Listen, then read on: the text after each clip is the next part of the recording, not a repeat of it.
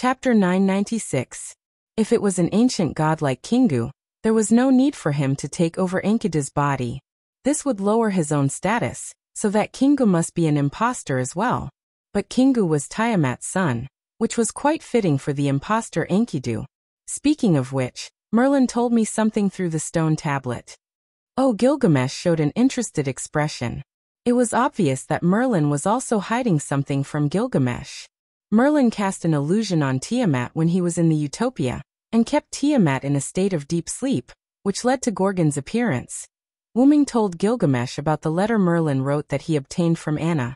Kingu used the Holy Grail to connect Tiamat's 100-beast embryo authority to Gorgon's body, so that Gorgon could use the 100-beast embryo authority that was still in Tiamat's body, and through Gorgon's death, he could affect Tiamat and cause her to wake up from the illusion. For the record, this was something that Merlin discovered later. When Wyrm used force to injure Tiamat's transformed Gorgon, and caused Gorgon to return to normal, Tiamat woke up for a short while, but she immediately fell into a deep sleep. But even though it was only for a short while, it still caused serious injuries to Merlin. But because Tiamat did not wake up, Merlin did not suffer any fatal injuries. Oh. In other words, Gorgon's exit caused Tiamat to wake up. Gilgamesh did not blame Wyrm. After all, Gorgon was an existence that had to be defeated, and Tiamat waking up was just a matter of time. Actually, I had a rough guess. I wanted to keep Gorgon and wait until I had prepared my trump card before attacking Gorgon. But Gorgon's state was really strange. I was afraid that something would happen if I delayed it too long, so I let Gorgon leave. Gilgamesh nodded and did not blame Wyrm. In addition to Gorgon's mental state being abnormal, there was another important reason. Gorgon had already fought his way to the North Wall, and Gorgon couldn't possibly break through the wall. Furthermore, knowing that the enemy was goddess Tiamat was not without its benefits. At the very least, he knew that defeating goddess Tiamat would save the singularity. By the way, is Siduri still with the feathered serpent god? Gilgamesh suddenly asked. Wyrm could not help but look at Gilgamesh. Why would he ask about Siduri at a time like this? This was obviously a personal matter, and it was unlikely that Gilgamesh would ask about it. But Wyrm thought of Gilgamesh's clairvoyance. If Wyrm did not arrive in time, Siduri would have undoubtedly been killed and assimilated into the monster. Wyrm happened to see the monster being born from the body of the killed villager when he arrived, and he had to admit that it was quite disgusting, both psychologically and physically. Gilgamesh probably saw something bad in the future. But it was scary but not dangerous. Wyrm smiled faintly. With Wyrm, an existence that did not belong to this world, any fate that was linked to Wyrm would deviate from its fixed path. That was certain. Although his expression did not change, Gilgamesh clearly sighed in relief. Familiar with Gilgamesh, he could see that.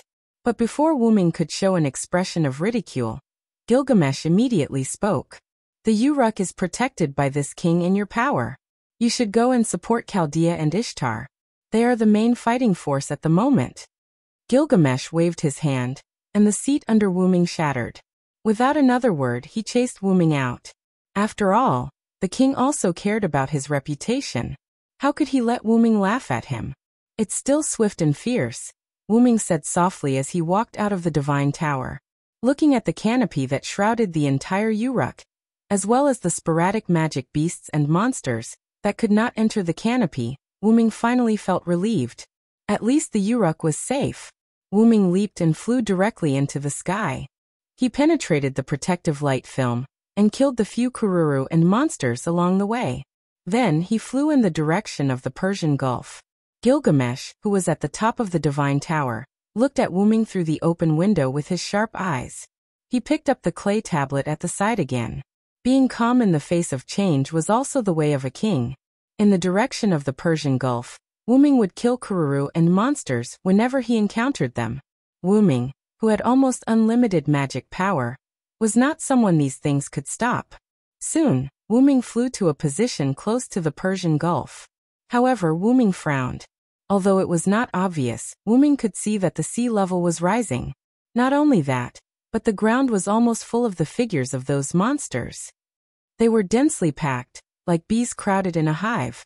Most of the monsters were moving toward the Uruk, and a small number of them scattered in all directions.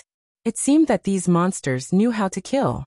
But unfortunately, except for Uruk and Erech Metropolis, the people of other cities had already taken refuge in the Uruk half a year ago. It could be said that if it were not for the Quetzalcoatl, the people of Uruk and Erech Metropolis would also have gone to the Uruk.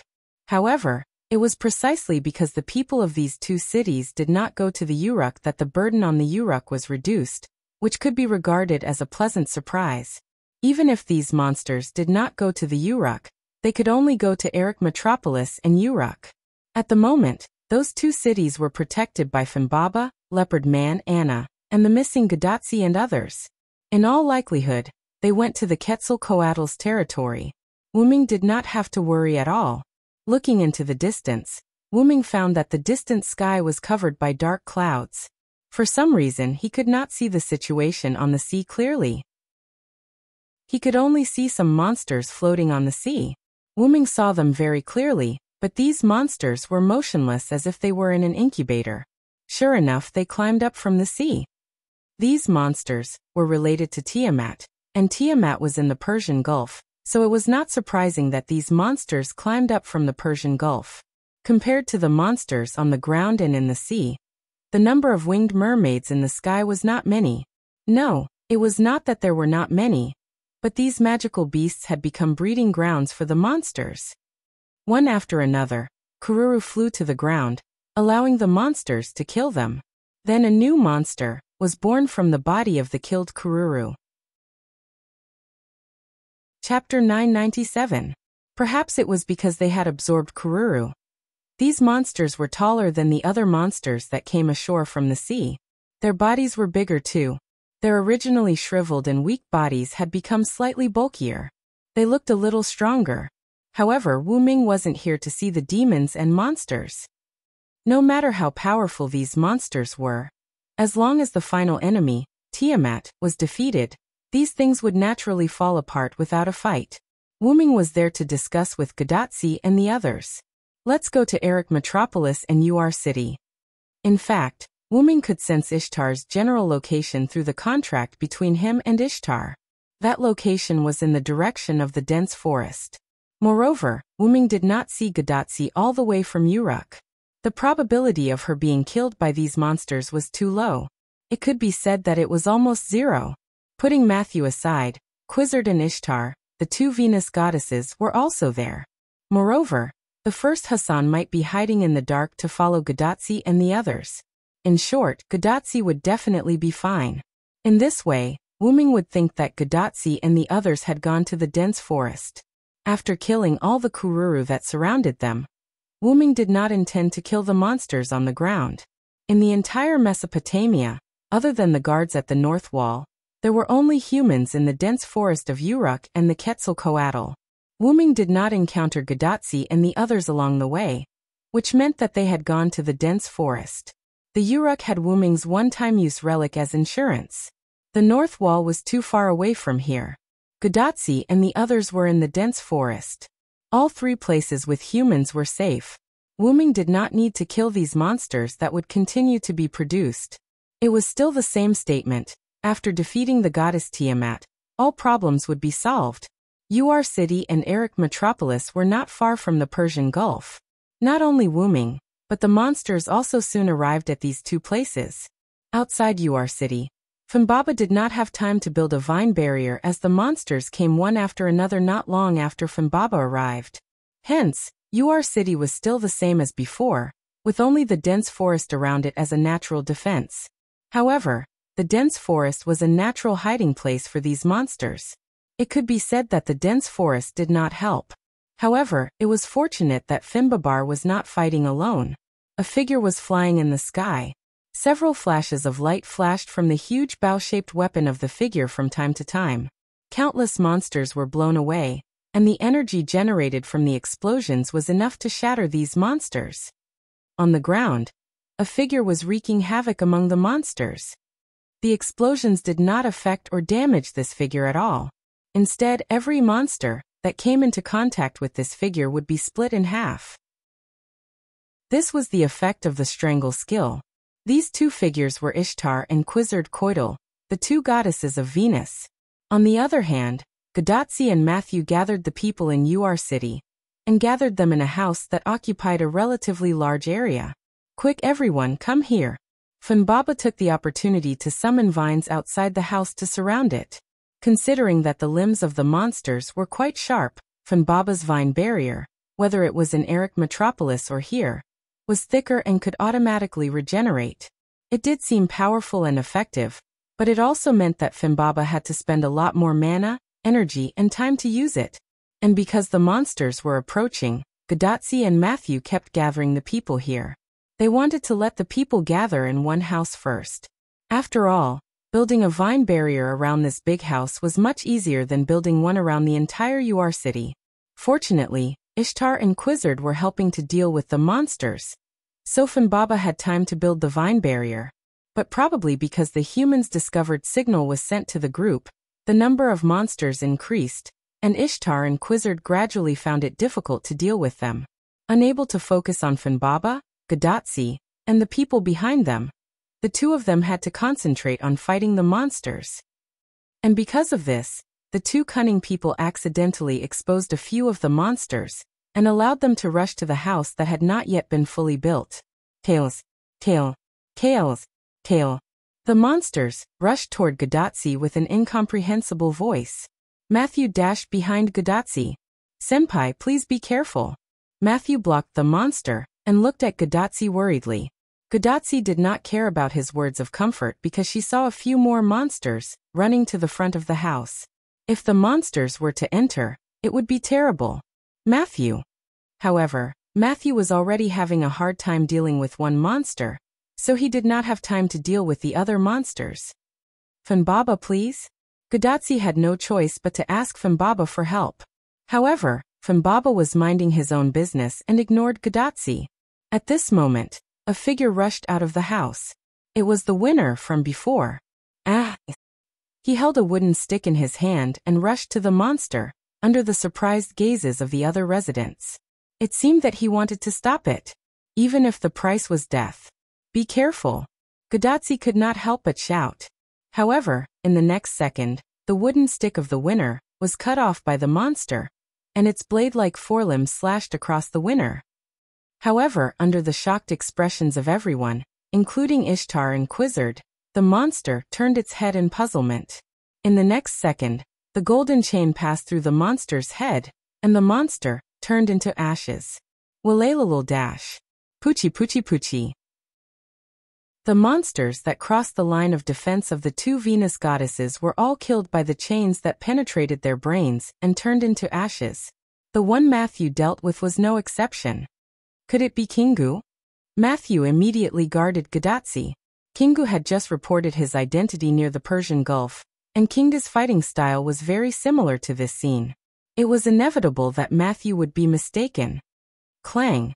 The broken wooden stick fell to the ground, and the smooth cut meant that the monster's forelimbs were sharper than expected.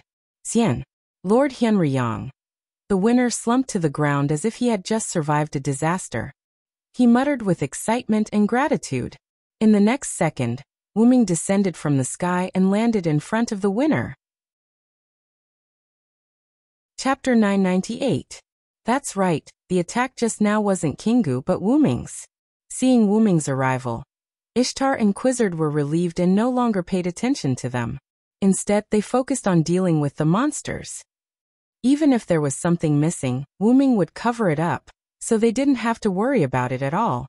On the other side, the winner touched his body with lingering fear.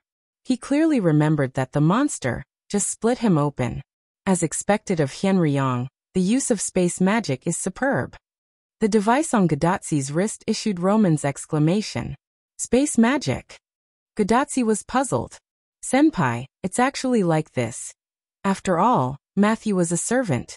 He saw the scene that just happened, so he simply explained it to Gadotsi. When Rama's attack slashed down, Matthew saw a very thin space crack appeared in front of the winner. The size was just enough to accommodate Rama's attack. When Ramu passed by the winner, it actually entered another space, so the winner naturally had nothing to do with it. So that's how it is I didn't see it. Sure enough, assassin is very reliable. Gadotsi smiled foolishly, which made Matthew didn't know how to complain. On Wuming's side, he heard the conversation between Gadotsi and others, but he didn't interrupt Wuming. Indeed, as Roman and Matthew said, Wuming used the so-called space magic, the portal, to help the winner block the attack. Looking at the winner sitting on the ground, Wuming spoke. There are many ways to atone for your sins. Death is just an escape. You won't feel at ease in the underworld. Senpai. Henryong-sama. I'm sorry. The winner lowered his head guiltily. You're not only carrying your own life, but also that person's life. This is the life of two people. Live well. He patted the winner on the shoulder, and then left the winner, sitting on the ground with a thoughtful look. Wuming walked toward Gadotsi, while looking at Funbaba. Funbaba, go and help Ishtar and Quizzard. Woo-woo. Funbaba immediately joined the battlefield. Assassin. Gadotsi waved her hand, and ran toward Wuming. But then Gadotsi showed a dissatisfied look. Why won't Funbaba listen to me? Wuming couldn't help but laugh when he heard Gadotsi's question. In fact, Funbaba didn't make a move because of Wuming's order. Wuming wanted to see how determined the winner was. Although his body was trembling, he had the determination to face death. Since that was the case, carrying the lives of two people was what he should do now. Probably because he saw me coming, Wuming said perfunctorily. Wuming glanced at the crowd and didn't see Merlin. He couldn't help but ask Gadotsi. Where did Merlin go? Could it be that he died because of goddess Tiamat? Merlin said in the letter that he would be fine, but now that he couldn't see Merlin, Wuming thought that Merlin died. Mr. Merlin went to Eric Metropolis. He said that Ishtar, Quizzard, and Funbaba are here, so he didn't have to worry, so he went to Eric Metropolis alone. Although that was what she said, the worry between Gadotsi's eyebrows wasn't fake. Merlin was injured because of Tiamat before, and Rama's figure was everywhere in the forest. It would be a lie to say that she wasn't worried. However, Merlin insisted on going. Gadotsi and the others couldn't persuade him, so they could only compromise. Merlin probably had his own thoughts. After all, it wasn't only the Tablet of Destiny that had prophecies. With this thought in mind, Wuming didn't continue the topic. By the way, we can't stay here anymore. We have to move these people to Uruk. Wuming pointed to the citizens who were hiding in the house behind him and didn't dare to come out. Why? Gadotsi and Matthew were puzzled. As long as Funbaba built the vine barrier, the Ramu would no longer be a problem. The sea level in the Persian Gulf is continuing to rise. I'm afraid this place will be submerged. If the citizens continue to stay here, it will undoubtedly be a dead end. Immediately afterward, Wuming looked at the Ramu group that was slaughtered by Funbaba, Ishtar, and Quizzard. Although it was a massacre, the Ramu group was still more difficult to deal with than the demonic beasts. These Ramu are not weak, and they can evolve. The vine barrier can only work for a short period of time. It can't work forever. These monsters were all made of God's clay. It couldn't be that simple. Henryong is right. I have already detected that the sea level in the Persian Gulf is rising. I'm afraid it won't be long before the entire southwest region is submerged. We have to move these people. Gadotsi and Matthew nodded. Since Wuming and Roman said so, they believed it. But we don't have a means of transportation, and Quizzard doesn't have many pterodactyls. There's no way to move so many citizens to Uruk. Gadotsi sighed. If Uruk was submerged, then Eric Metropolis would undoubtedly be submerged as well. The combined population of the two cities was already more than 1,000. It was really difficult to deal with. Indeed, whether it's the distance between Uruk and Uruk or the population of the two cities, it's quite unfavorable for this transfer. Roman and Chaldea kept typing on the keyboard, calculating various solutions. However, Leonardo da Vinci suddenly said, "Why don't we just leave it to the Villo?" Roman was stunned. Gadotsi and Matthew were stunned for a moment, then looked at Wuming. Wuming didn't know what to say. Since I'm the one who raised the problem, I'll naturally solve it. I'll use the portal to send all of them to Uruk. You don't have to worry. As expected, Assassin is the most reliable.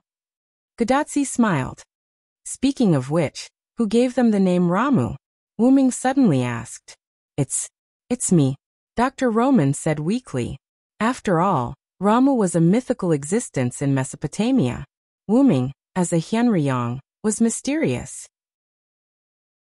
Roman was afraid that this name had something to do with Wuming. However, because in this singularity, only the demon beast Ramu did not appear in the 11 sons of Tiamat, Roman arbitrarily named these monsters Ramu.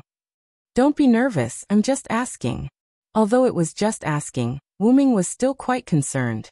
In other words, it was impossible not to be concerned. Chapter 999.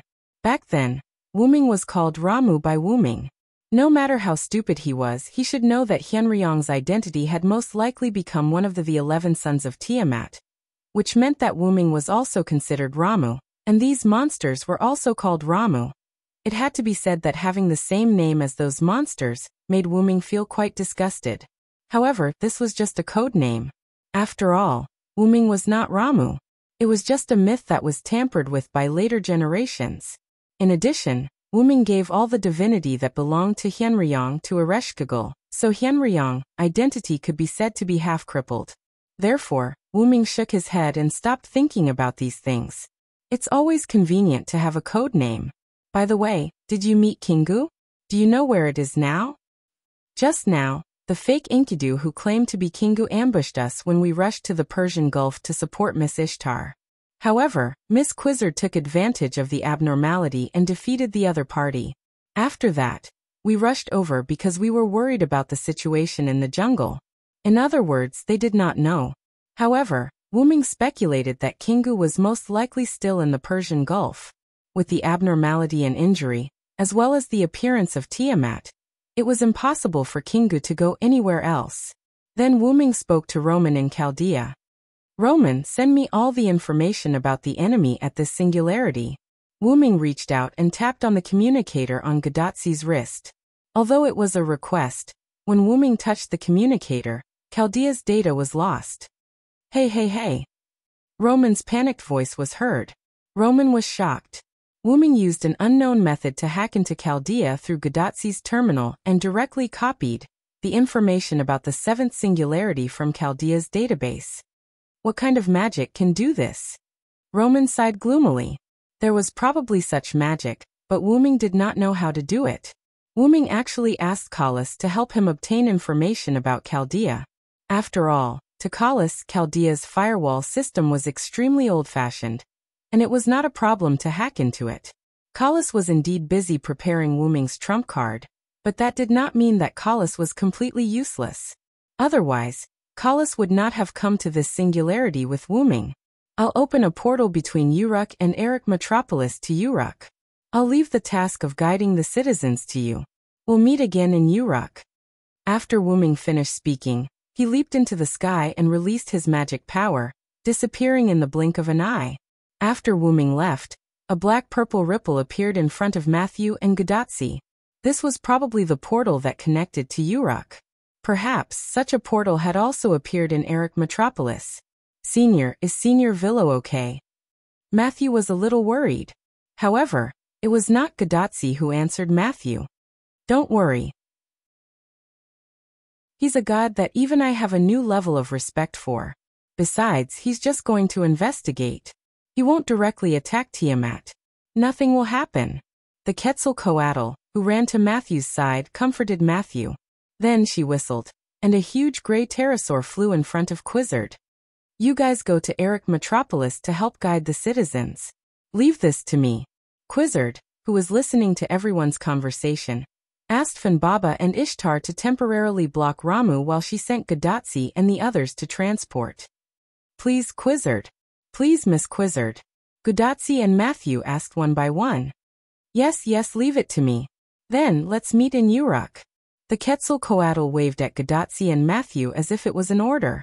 The Quetzalcoatl under them suddenly spread its wings and flew toward Eric Metropolis. Then Quizzard arranged for the citizens of Uruk to enter the portal one by one. Whether it was for survival or for Quizzard's dignity, they had to enter the portal. Because of this, in just a short period of time, the citizens of UR City had all entered the teleportation portal. Quizzard, come and help. At this time, Ishtar's exasperated voice was heard. The Ramu could no longer hold them back. Even if Fimbaba kept summoning vines to intercept, they still could not stop the Rama's numbers. Rats could indeed bite an elephant to death, especially one that did not fight. Fimbaba and Ishtar were such elephants at this moment. Ishtar had to cherish her magic, so she could only kill the Rama bit by bit. The task of stopping the Ramu was actually handed over to Fimbaba. After all, it was more suitable for the task. Although Fimbaba could kill the Ramu, its main task now was to stop the Ramu and allow the citizens of Uruk to leave. It had to be said that it was already a good thing that they could hold on until now. The number of Ramu that came to support them was probably in the tens of thousands, and this did not include the dead Ramu. Moreover, one should not forget that the Ramu had always had reinforcements. With Ishtar and Fimbaba not fighting, and Ramu continuously providing reinforcements, the number of Ramu could only increase, not decrease. However, now was probably the time to reap the harvest. After all, the citizens of Uruk had all been evacuated. Ishtar, you can go all out now. Fimbaba too. The feathered serpent goddess waved at the human and beast in the sky and on the ground. Then, Quizzard whistled again. A colorful long-haired pterosaur flew over. This was Quizzard's personal mount. When the pterosaur flew over Quizzard's head, Quizzard suddenly jumped and landed on the pterosaur's back. She kept increasing the pterosaur's altitude, as if something was about to reach the ground. Quizzard's method was not wrong. Something was about to reach the ground, and that was the anger that Ishtar and Fimbaba had been holding in for so long. Woo woo woo. Accompanied by Fimbaba's cry, an earthquake-like tremor spread from Fimbaba's feet to the surroundings. The Ramu were all shaken to the ground, and even the buildings in Uruk began to collapse and crack. However, this was just the appetizer. Quizzard, who was flying in the sky, had an exceptionally good vision. In her eyes, almost all the Ramu were instantly pierced by the mutated vegetation around them. Some weak vegetation that could not kill the Ramu even left seeds in the Rama's body. In the next second, the sprouts in the Rama's body suddenly grew, and directly broke the Rama's body. Not only that, but the aftermath of the earthquake had also arrived. Countless cracks appeared on the ground, and countless Ramu fell into the cracks as if they had fallen into a bottomless abyss, disappearing without a trace. Chapter 1000. Woo woo woo. Fimbaba roared a few more times, and the cracked ground suddenly healed. There were no traces of cracks at all, and even the vegetation on the ground was intact. The buildings in Ur City were restored to their original state, and some were even decorated with vines and flowers. It looked like a good place to live. Fimbaba was a mythical beast that was even more powerful than the sky bull Gujulan. It could easily change the terrain with just a wave of its hand. Moreover, Fimbaba could even restore the changed terrain to its original state. This highlighted how powerful Fimbaba was. The Ramu who were at the back of the forest were at a loss. How did the enemy suddenly become so powerful? Wouldn't it consume a lot of magic to change the terrain like this? Wasn't there enough magic? However, Fimbaba didn't lack magic at all, and it didn't consume much magic to control the mutation of the plants and the cracking of the earth. These could be said to be its innate ability. It had the powerful ability to change the terrain with just a wave of its hand. Even if the area was so large, it still didn't consume much of its magic. I underestimated Fimbaba, Quizzard said thoughtfully. While Quizzard was thinking, the attack on Rama didn't end. Then a golden star suddenly shone in the sky. In the next second, the golden star landed on the Ramu who weren't affected by the attack. In an instant, the whole ground shook again, and the light covered everything. Quizzard quickly ordered the pterosaur to close its eyes and turn around. Otherwise, its eyes would be directly blinded by the light. After a moment, when the dazzling light dissipated, what was left was a bare and sunken ground. As for the Ramu, there was no doubt that there wasn't even a trace of it left behind. That guy is too messy. Quizzard couldn't help but frown. Fimbaba's attack wouldn't affect its body much, but Ishtar probably couldn't. The attack just now might have consumed all the magic in her body.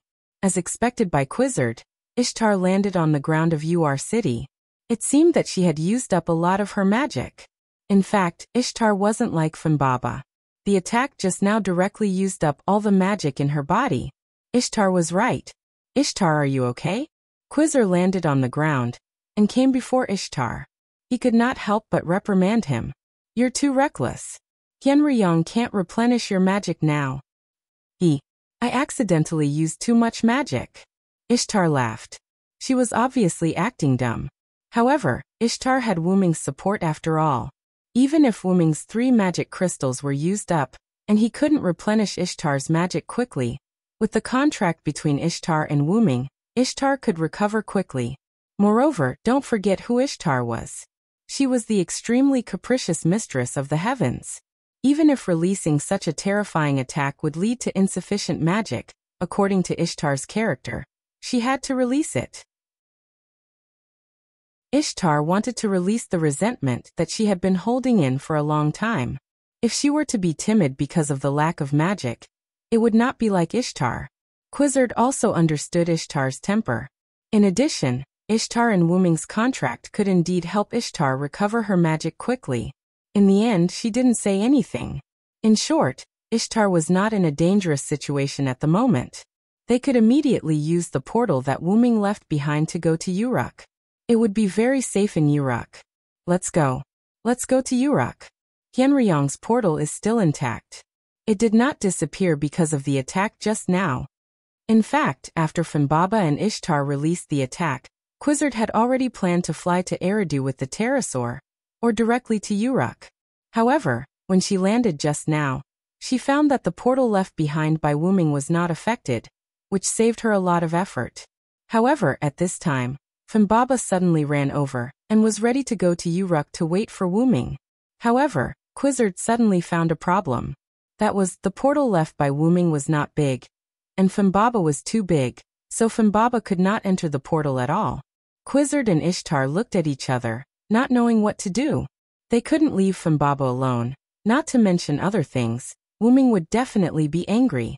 So, let Finbaba run to Uruk? It was a little cruel. Woo? Woo woo.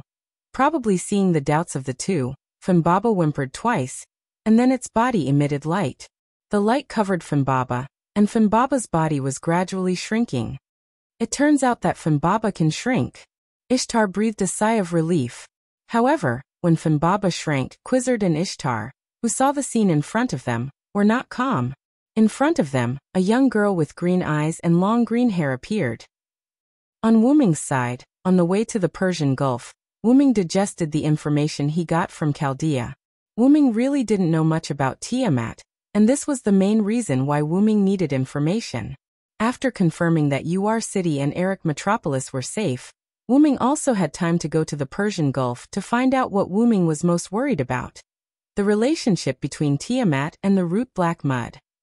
Wuming looked down, and what he saw was black seawater, which was full of the root black mud, as aura. This completely proved that Tiamat had the root black mud, and there was no need to investigate further. However, Wuming still had to go and find other information. Moreover, Wuming still had to find Kingu. After all, the Holy Grail that Wuming asked Kingu to keep on his behalf was still missing. There was still a person in it, and he had to find it as soon as possible. As for whether Kingu would give it to him, that was another matter. I don't know how Tachika and the others are doing. One had to know that the area below Wuming was supposed to be land, but it had turned into an ocean. There was no doubt that the sea level was rising. It was just that the rate of sea level rise is a bit faster than I expected. After all, even if the sea changed into mulberry fields, there was still a process. Who would have thought that after a while, the land near the Persian Gulf would be submerged? Wuming shook his head and stopped thinking about these things. He raised his arm. Shaoan, can you try to find Kingu's location? Not to mention that it was Enkidu's body. Enkidu and Kingu were both heavenly locks, so they should be able to sense it. Sure enough, chains appeared on Wuming's arm and pointed in a certain direction. It seemed that Kingu was there. Wuming's magical power erupted again, and with the help of his telekinesis, he flew out.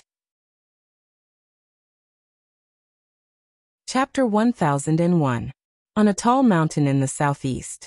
At this moment, due to the rising sea level, The Persian Gulf had almost completely submerged the southwest part of Mesopotamia.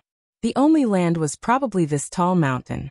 The dark clouds in the sky seemed to be moving with the sea level. The sky here was already covered in dark clouds.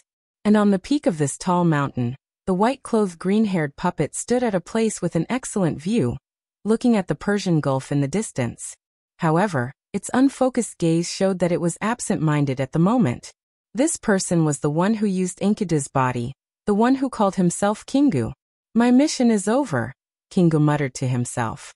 It was probably because of Tiamat's awakening that Kingu had the time to think about his own matters on this mountain peak. And the constant headache from before was something that Kingu had been thinking about. He thought about why he could not face the Uruk Hyenryong, why he would have a headache, and why he would see some memories that did not belong to him. It's just a remnant effect of this body. Kingu often used this sentence to numb himself. But Kingu knew that it could only numb himself temporarily, but not forever. Kingu had to admit that he was completely affected. Because of this, Kingu lured Wuming to the underworld and abandoned Gorgon. His goal was to wake Tiamat up as soon as possible. Only when Goddess Tiamat awakens would he be able to relax. As long as he could make Goddess Tiamat awaken before Wu Ming's influence caused his entire body to change, he would be able to complete the only mission he had in his memories. Kingu suddenly looked at a certain direction in the sky. A figure was flying in his direction. Without a doubt, it was Wu Ming who used Enkidu's senses to find Kingu. Celestial locks could sense each other. Kingu had already noticed this when Wu Ming brought Enkidu's celestial lock. Kingu's body was a genuine celestial lock in this era. It was much clearer than Enkidu's magical noble phantasm that wrapped around Wu Ming's arm. Therefore, after knowing that Wu Ming was coming, Kingu basically avoided Wu Ming.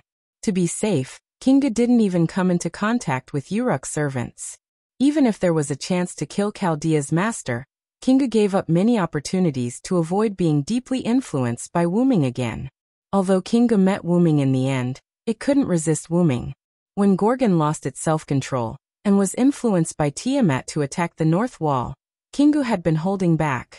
Even if it didn't want to meet Wu Ming, it waited until Wu Ming threw a great sun at him. But after it made a move, it immediately slipped away because it was influenced by this body again. As a result, it almost made Gorgon misunderstand that it was rebelling. However, it was precisely because of Gorgon's misunderstanding that Kingu had the idea of rebelling. It wanted Gorgon to use death to wake up Tiamat at this moment. This was Kingu's idea at that time. Although Kingu also wanted Gorgon to fulfill his wish of destroying all the humans in Mesopotamia, Kingu was worried that it would become a variable in the long run. But unfortunately, the nightmare that dragged Tiamat into the dream had already discovered the clues and did not let it leave when Tiamat woke up. Kingu was naturally referring to Merlin. But it didn't matter anymore. Mother was awake anyway, and it was no longer needed. Kingu looked at the Persian Gulf and turned to look at Wu Ming's increasingly clear figure.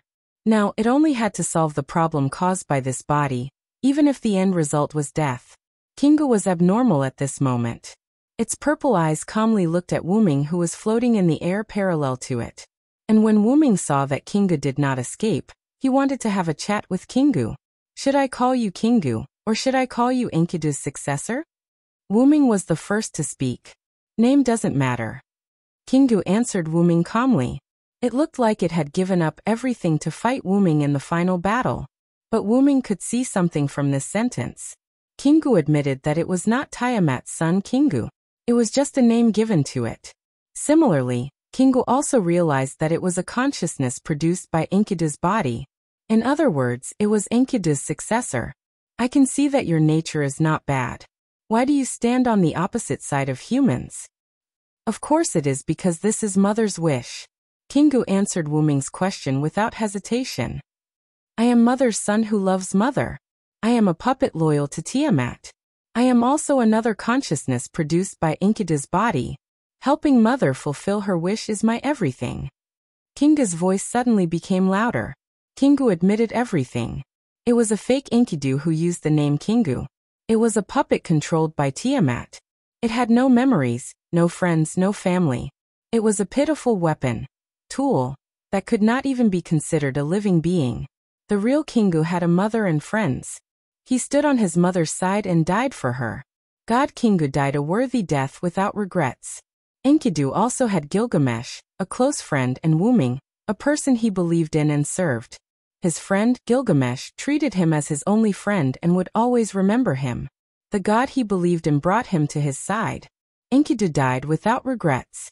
As for Kingu, it was just a double imposter who used the name Kingu in Enkidu's body. It had nothing. Even the memories that appeared in its mind because of Wuming were not Kingu's, but Enkidu's. All it had was a little bit of jealousy and envy. Even its long-awaited new human brothers were disgusting creatures. It was only because they were mother's son that Kingu didn't say anything. However, it still didn't want to stay with those creatures. Moreover, even Kingu's mother, Tiamat, didn't need it anymore. This was because Kingu had given his heart, the holy grail that disturbed the singularity, to Tiamat. Firstly, it was to increase Tiamat's power. Secondly, it was to return everything to Tiamat so that she could deal with her own affairs. However, after giving the holy grail to Tiamat, Kingu could no longer hear his mother's voice. It was as if Tiamat had unilaterally cut off the connection. That's right. It was as if a tool had lost its value and would naturally be discarded. Now it had nothing. Chapter 1002. Now it had lost everything. Therefore, after Tiamat abandoned it, it chose to accept all the memories and influence brought about by Enkidu's body.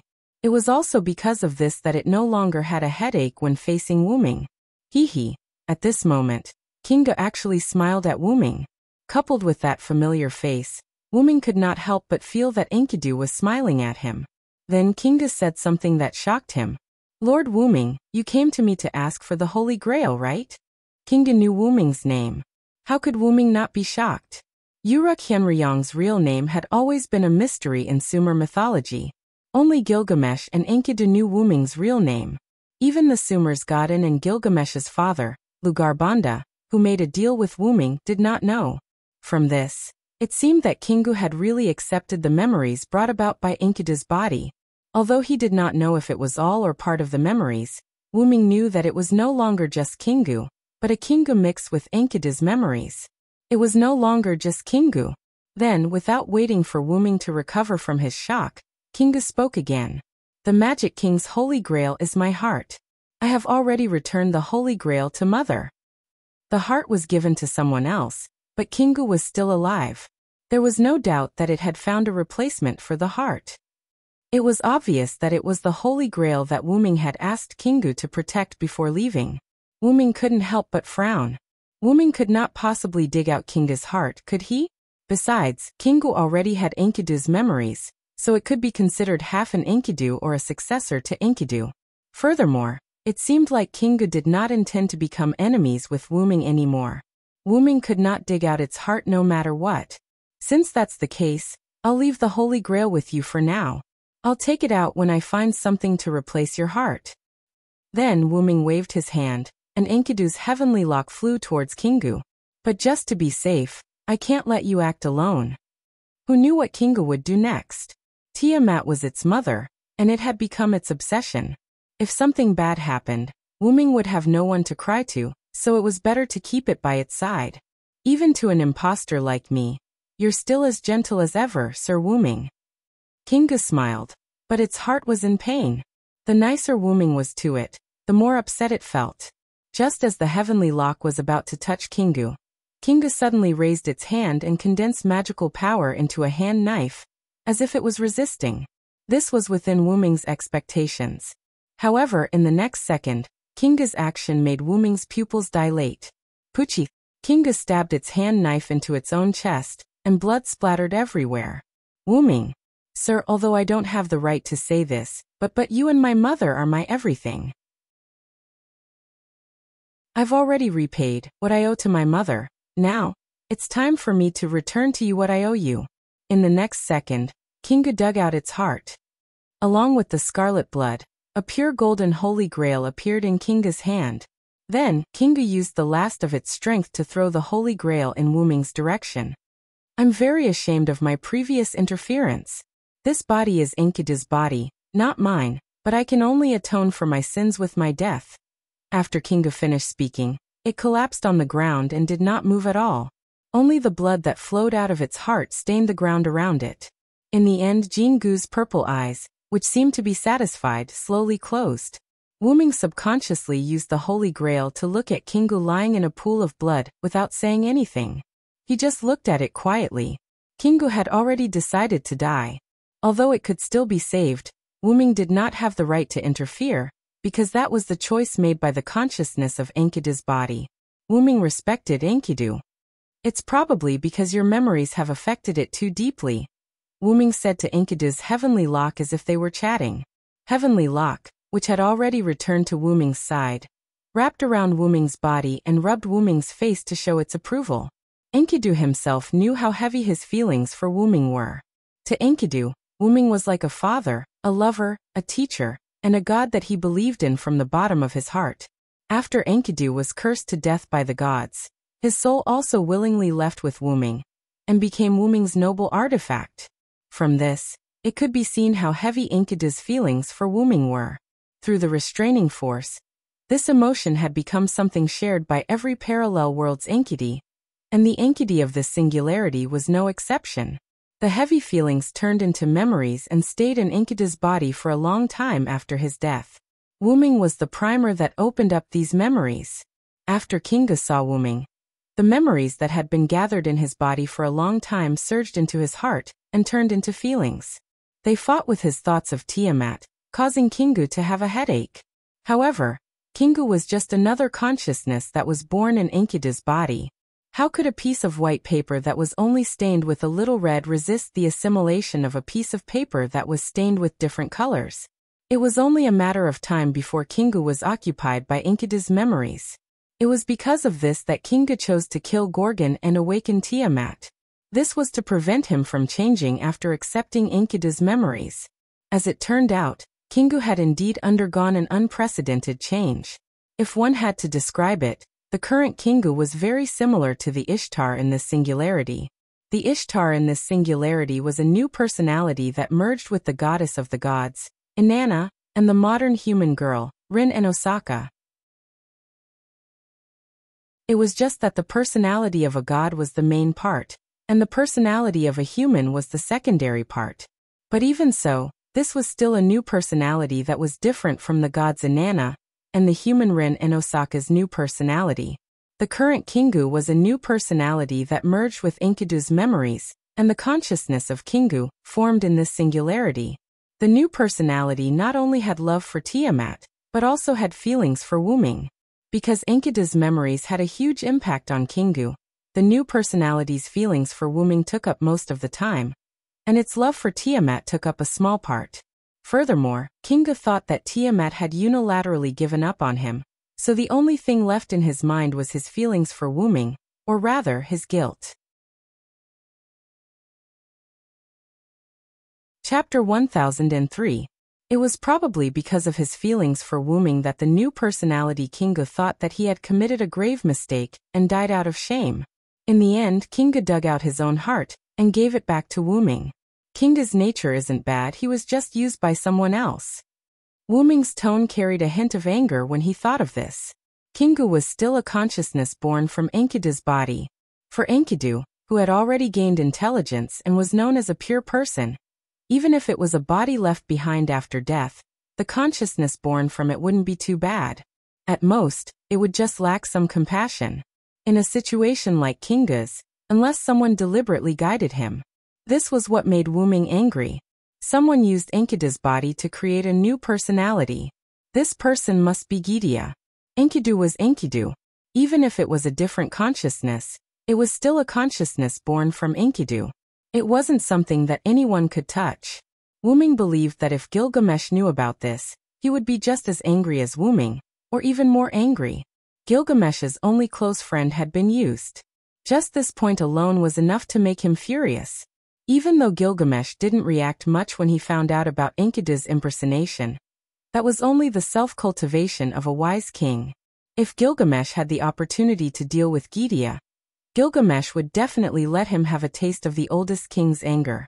Of course, Wuming was the same. Wuming looked at the circle of light floating in the sky and said quietly, "Gidia, you're dead." Wuming had decided that if he didn't turn Gidia into ashes, he would read his name backwards. Just as Wuming was furious, Enkidu's heavenly lock seemed to have made a decision and acted on its own. Walala. Like a golden snake, the heavenly lock slowly approached Kinga's body, which was about to turn cold, and stabbed into the gap in Kinga's heart. Shaoin. Wuming could feel that Enkidu was gradually leaving him. It didn't matter whether he left or not. After all, Wuming didn't treat Enkidu as his noble phantasm. She had her own thoughts and Wuming had no right to stop her. However, Wuming couldn't understand what was happening. The heavenly lock that was wrapped around Wuming's body completely left Wuming's body and slowly entered Kinga's heart through the gap. The gap in Kinga's heart was like a bottomless pit. Enkidu's heavenly lock was only left with a tail that hadn't been filled yet. Finally, the heavenly lock completely entered Kinga's body. In the next second, a silver light with a hint of gold shone from Kinga's body. Then the gap in Kinga's heart disappeared and the blood on his body disappeared. Even the pool of blood on the ground disappeared. Jingu, on the other hand, stood up and looked at Wuming with a smile. "Master Hianriyang."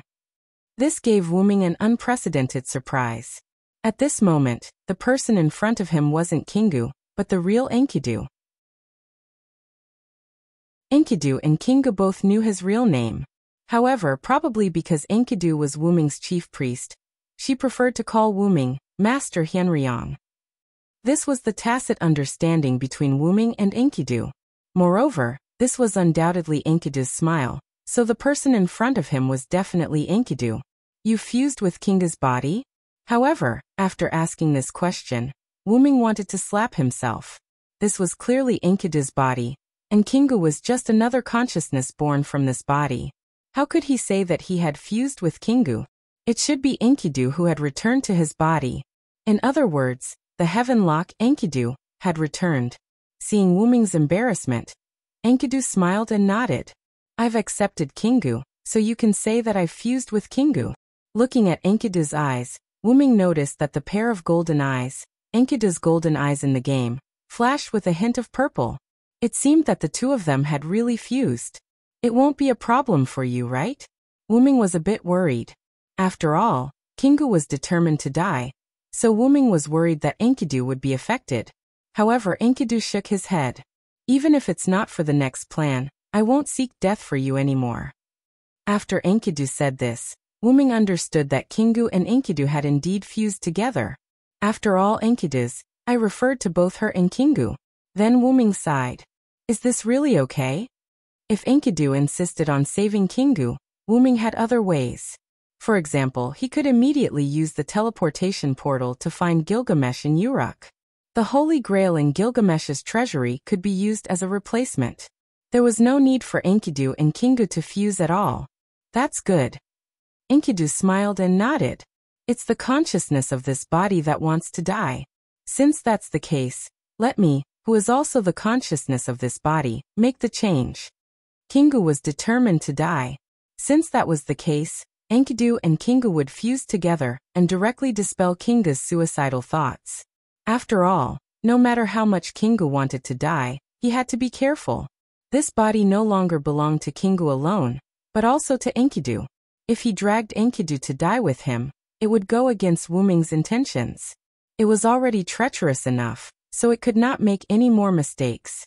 Therefore, Kingu dispelled the idea of suicide. Moreover, Kingu is the consciousness of my body after all. He can totally be me. Since that's the case, there's nothing wrong with fusing with me. Needless to say, Enkidu was the most open-minded. After all, they were the consciousness of the same body. Moreover, Kingu was indeed a pitiful person. Enkidu was willing to fuse with Kingu. Not only could he save Kingu, but he could also obtain a body. It was killing two birds with one stone. Enkidu had no reason to reject. "Since it's your decision, I won't say anything else." Since it was something Enkidu wanted to do, Wuming would let it go and agree. Again, Enkidu was not Wuming's tool or relic. She was Enkidu. In Wuming's eyes, Enkidu was not only a complete body, but also a perfect person with a perfect personality and mentality. Although Leonardo da Vinci would be dissatisfied if he heard this, Wu Ming thought so. However, what Enkidu said next made Wu Ming's impression of Enkidu as a perfect person crumble. It's just that this body doesn't have a chest, so I'm not used to it. Chapter 1004. After saying that, Enkidu subconsciously touched his chest. It was flat. At the same time, a hint of regret appeared on Enkidu's face. Wu Ming did not know what to say. Indeed, when Enkidu was by Wu Ming's side, he was influenced by Wu Ming and evolved into a girl's body. Enkidu also gradually got used to being a girl. However, Enkidu and other parallel worlds were all genderless clay figurines, including this particular Enkidu. This body had already been fixed and could not be changed. If he wanted to change it, Wu Ming might be able to do it if he went back to his roots. Asterisk cough cough asterisk little Enkidu. Wu Ming looked at Enkidu, not knowing whether to laugh or cry. He almost got dragged into this mess by Enkidu. Enkidu saw Wu Ming's embarrassed expression and smiled again. The angelic aura of a girl appeared. It's fine, Lord Hyenryong. I can get used to this body. You don't have to worry about me. However, Wu Ming was not worried. He just did not know what to say. However, Enkidu was giving Wu Ming a way out. Wu Ming would not refuse. However, Wu Ming inexplicably felt that Enki had the potential to be a black-bellied person. He looked at Enkidu again. Just as Enkidu said, he could get used to it quickly. However, it was not Enkidu who got used to the body. Instead, it was the body that got used to Enkidu's aura. Enkidu had always been by Wu Ming's side. He already had a hint of a girl's aura. After fusing with Enkidu, this genderless clay figurine also produced a hint of a girl's aura. Did this mean that the body was getting used to Enkidu? Perhaps Gilgamesh would be stunned if he saw Enkidu like this. Wu Ming could not help but think. While Wu Ming was imagining Gilgamesh's expression, Enkidu, who had come to Wu Ming's side, spoke. Lord Hyenryong, regarding mother, I have some countermeasures. A hint of seriousness appeared on Enki's face. Upon hearing this, Wu Ming's eyes narrowed. Just as Enkidu had said, she definitely had a way to deal with Tiamat. After all, Kinga's consciousness also existed in this body. It was just that it had merged with Enkidu. Kingu was the one who possessed the Holy Grail, and was the main culprit behind the chaos. It could be said that he was the one who understood Tiamat the most. Mother is a perfect being who was born without death. As the mother goddess of life, as long as there is life on the surface, she will not have the concept of death. Wu Ming nodded. He was very clear on this point. God Tiamat was killed, and her body was used to create heaven and earth. This was only in name. Perhaps the gods wanted to erase the fact that God Tiamat was still alive, so they said that. Unfortunately, no matter how much the future humans believed that Tiamat was dead and separated into heaven and earth, Tiamat was still alive and well. This was because as long as there was life on the surface, just this point alone was sufficient to prove that Tiamat was still alive. This was a fundamental problem, and could not be affected by the later generation's fabrications. Moreover, Magician was able to discover the truth behind Tiamat's unkillable existence. At the very least, Wu Ming had obtained information about Tiamat from Chaldea's database. This was also one of the reasons why he supported Tiamat's survival. And the gods would not destroy all life on the surface just to kill Tiamat. Not to mention other things, she was still their mother. Because Tiamat could not be killed, the gods, who were helpless, chose to seal Tiamat and banish her to the void dimension. When Wu Ming entered the mirror world to retrieve his class card, he had to pass through the void dimension. It was a world with nothing, not even heaven and earth. There was only busy darkness. And Tiamat had been in there for who knew how many years. Perhaps tens of thousands of years, perhaps hundreds of millions of years, or perhaps it was an age that Wu Ming could not understand. After all, who knew how long these gods had lived? If we want to destroy Mother, we need the help of someone who has mastered the ultimate of death. Although Enkidu's words were provocative, Wu Ming did not have the time to complain. Instead, Wu Ming's eyes lit up. Isn't this referring to the first Hassan? Seeing Wu Ming's eyes light up, Enkidu smiled and nodded. That's right, it's that old man. Enkidu had never seen the first Hassan before, but she could tell from Wuming's words when he examined Uxiu. "There's one more thing, Lord Wuming. If we can lure Mother to the underworld, our chances of success will be greater." Enkidu was hesitant when she said this. This was something that could not be helped. After all, it was extremely difficult to lure Tiamat to the underworld. Not to mention that the underworld had always been far away in the north because of the Stone Soldier 8 formations. Tiamat was not a fool. She would not enter that place so easily. Enkidu stopped talking, and Wuming fell into deep thought. Wuming was not thinking about anything else, but whether this plan would work. If it was just Tiamat alone, this plan would definitely work. Moreover, even without Wuming, the remaining people would be able to solve this crisis. Wuming suspected that the first Hassan from the previous singularity had given him face, because he knew that this singularity needed him. If it was a coincidence, it would be too much of a coincidence. Wuming did not believe in fate, because Wuming himself was an existence that could disrupt fate. However, the premise was that Tiamat was still the original Tiamat. On the contrary, Tiamat somehow obtained the black origin soil. Even Wuming himself did not know what that thing was. He only knew that it was something that belonged to the origin, and it was a natural enemy of Wuming. Wuming was worried that Tiamat would change because of the black origin soil. No, it would definitely change.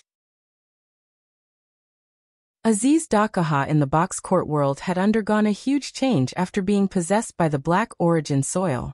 Whether it was his body or his abilities, they were all different. Tiamat might change as well. Wuming took 2 steps toward the cliff next to him. He looked at the dark Persian Gulf, and then at the dense forest. The sea level had already risen above the dense forest. No, rather than saying that the sea level was rising, it was more like the black origin soil that filled the entire ocean was slowly submerging the land. As the black origin soil continued to spread, the dark clouds in the sky also moved little by little, as if reflecting the arrival of the apocalypse. Wuming turned around and looked at Enkidu. "Anyway, let's go back to Uruk first." Mesopotamia, the central city of the Sumer dynasty, Uruk. The originally lively Uruk was now quite crowded, not only because the citizens of Uruk and Erech Metropolis had come to Uruk, but also because of the people resurrected by Ereshkigal and the soldiers on the north wall. That's right, the people on the north wall had returned.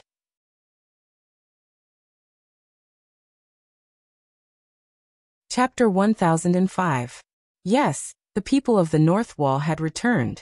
This was the order issued by Gilgamesh to return to the capital. The magical beasts that attacked the North Wall were killed by the Dinger. After the calculation, nearly half of the treasures in Gilgamesh's treasury were consumed. The semi-disabled commander Muzamov was also killed by the Dinger that was modified by Zhuge Kongming. After Gilgamesh received the news that the magical beasts in the North Wall had been annihilated, he ordered the supreme commander of the North Wall, Leonidas I, to lead the soldiers back to the Uruk. Gorgon had summoned all the magical beasts that were located in the North Wall. It was impossible for the magical beasts to exist in the north. Even the magical beast's nest was impossible. Gilgamesh was worried that the Kururu and the Ramu that Chaldea had named would attack humans in other places, because they couldn't enter the Uruk. So he ordered the people of the North Wall to immediately return to the Uruk.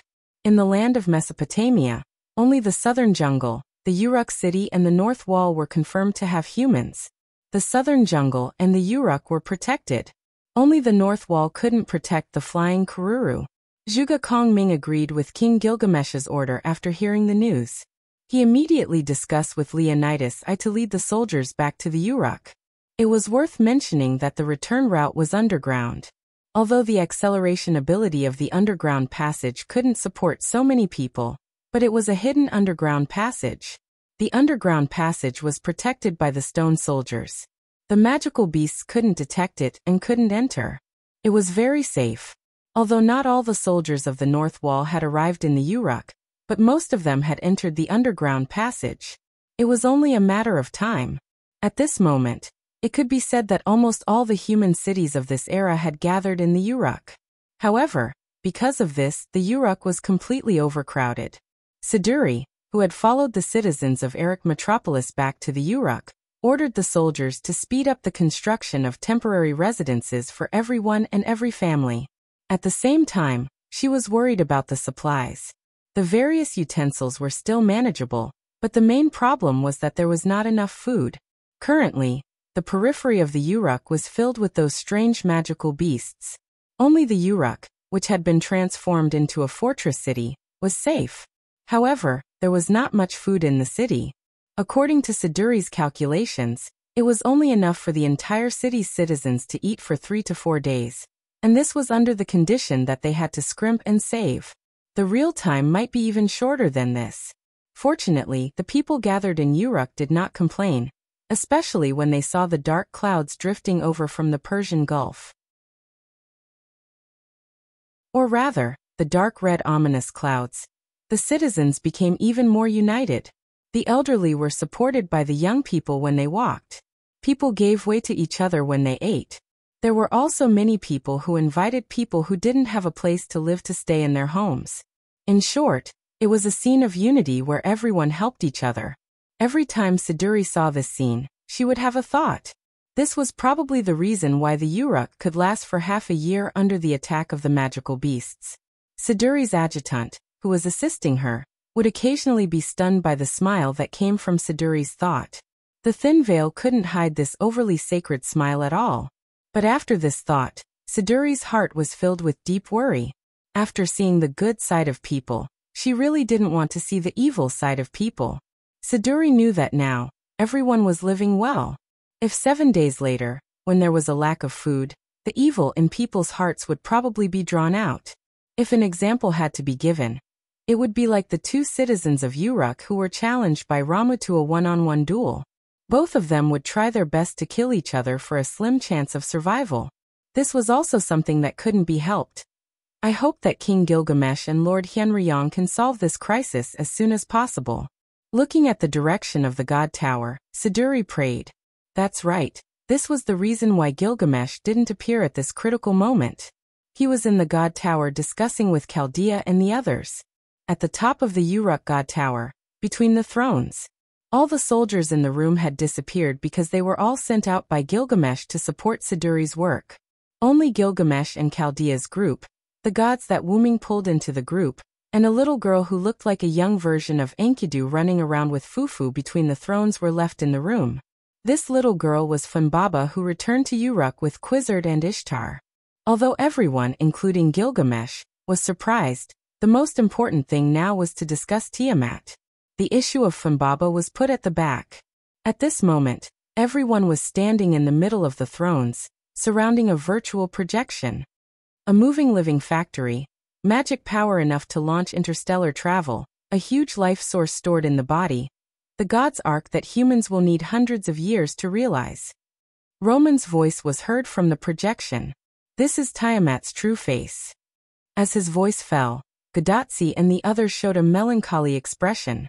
However, Gilgamesh did not buy it. You bastard! Are you on Tiamat's side? Why isn't there a strategy or two on it? Gilgamesh came to the front of the virtual projection with a slightly ferocious expression, and yelled at Roman in Chaldea. Let me finish. Roman also had a rare temper. He actually stood up from his seat and retorted at Gilgamesh. It's Marduk's hand axe, right? At this moment, Merlin, who was at the side, spoke. Merlin's injuries because of Tiamat had almost recovered. Moreover, because he no longer needed to use magic power to put Tiamat into a deep sleep. Merlin had become a rare combatant, whether it was using the staff in his hand or a weapon like a sword. That's right, it's Marduk's hand axe.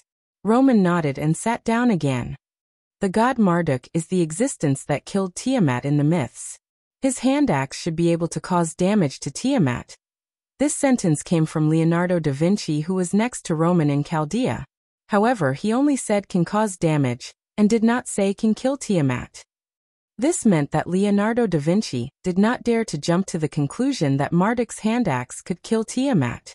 After all, although the myth said that Tiamat was killed, the facts proved that Tiamat was not dead at all. Otherwise, she would not have come out to wreak havoc in Mesopotamia. Therefore, it was uncertain whether Marduk's hand axe would be effective. Chapter 1006. And there was an extremely important point. Because Tiamat's authority came to Eric Metropolis along with the sea level, we couldn't take Marduk's hand axe with us, Quizzard interjected. Even if we wanted to use it now, we couldn't. Quizzard interjected with a serious expression. At this moment, the rising sea level had already submerged nearly half of Mesopotamia's land. If it wasn't for the Nabistan's tooth that Gilgamesh and Juga Kongming developed together, the rising sea level would have already reached the Uruk. Everyone present had already discussed the rising sea level earlier. The spreading Black Sea was Tiamat's authority. There was no need to confirm this point. It was completely obvious. What should we do now? Our only hope of a weapon has sunk into the Black Sea. Gudatsi was slightly unwilling to give up. Gudatsi was told by everyone that she couldn't touch the sea level, or she would become Tiamat's person. Although she had never seen what a person who became Tiamat looked like, Gudatsi inexplicably didn't want to see that scene. At this moment, a voice that didn't belong to anyone present sounded. I can probably take it out. However, Gudatsi immediately recognized the owner of this voice. Assassin. As expected, everyone looked at the source of the voice. Wuming walked out of a portal that had appeared out of nowhere. Because of some special power that I have mastered, the sea level is ineffective against me. I can take out Marduk's hand axe, but that axe probably won't have much effect on Tiamat. Before Wuming could finish, a small figure jumped into Wuming's arms and interrupted Wuming's speech. Master! The green-haired little girl called out in a childish voice, which confused Wuming. However, Wuming felt the connection between himself and the little girl in his arms, and suddenly showed an expression of disbelief. You are Fimbaba? Fimbaba didn't answer. She just hugged Wuming's neck and rubbed against him like a small animal that was close to humans. And this was a gesture that Fimbaba liked to do to Wuming. What's going on? Wuming looked at Quizzard and Ishtar. Fimbaba was with the two at that time. Even if you ask, we don't know what's going on. Quizzard and Ishtar were also depressed. How could Fimbaba suddenly turn into a human? They originally thought that it was related to Wuming, but it turned out that Wuming didn't know either. Regarding this matter, Gilgamesh and Chaldea also discussed it, but because Tiamat's matter was more important, they put it aside and didn't discuss it. Therefore, they didn't know what was going on. However, someone knew. It's probably because she followed you all year round, which caused Fimbaba's body to change. A gentle and familiar voice entered everyone's ears. Gudatsi and the others' faces froze. Only Gilgamesh's eyes inexplicably lit up. In the next second, a beautiful green-haired person also walked out of the portal and stood beside Wuming. She stretched out her hand and smiled as she stroked Fimbaba's cheeks and hair. This person was Enkidu. In an instant, a beautiful picture seemed to appear in front of everyone. It was a picture of a warm family of three. Wuming hugged Fimbaba, and Enkidu stood beside him. It was like a father hugging his daughter, and his wife stood beside him with a smile. Upon closer inspection, Enkidu and Fimbaba both had green hair. Just this point alone made Fimbaba look very much like Enkidu. If he didn't know that Fimbaba and Enkidu didn't have this kind of relationship, even Gilgamesh almost thought that they were mother and daughter. No, in fact, Gilgamesh was already very shocked. Senior Villo, please be careful. Matthew was the first to summon his shield, and looked worriedly in Wuming's direction. Assassin! Is that an enemy? Gudatsi also shouted in panic. However, other than Gudatsi and Matthew, the others didn't do anything. It seemed that the green-haired person opposite them was one of them. Don't worry, this person beside me is the real Enkidu. Wuming naturally understood what Gudatsi and Matthew were worried about. Naturally, they were worried that the person beside Wuming was Kingu. Well, that seemed to be right. The others didn't do anything because they saw that the person beside Wuming wasn't Kingu. After hearing Wuming's explanation, they all nodded as expected. Logically speaking, Kingu should be using Enkidu's appearance, so other than Kingu, only Enkidu would look like this.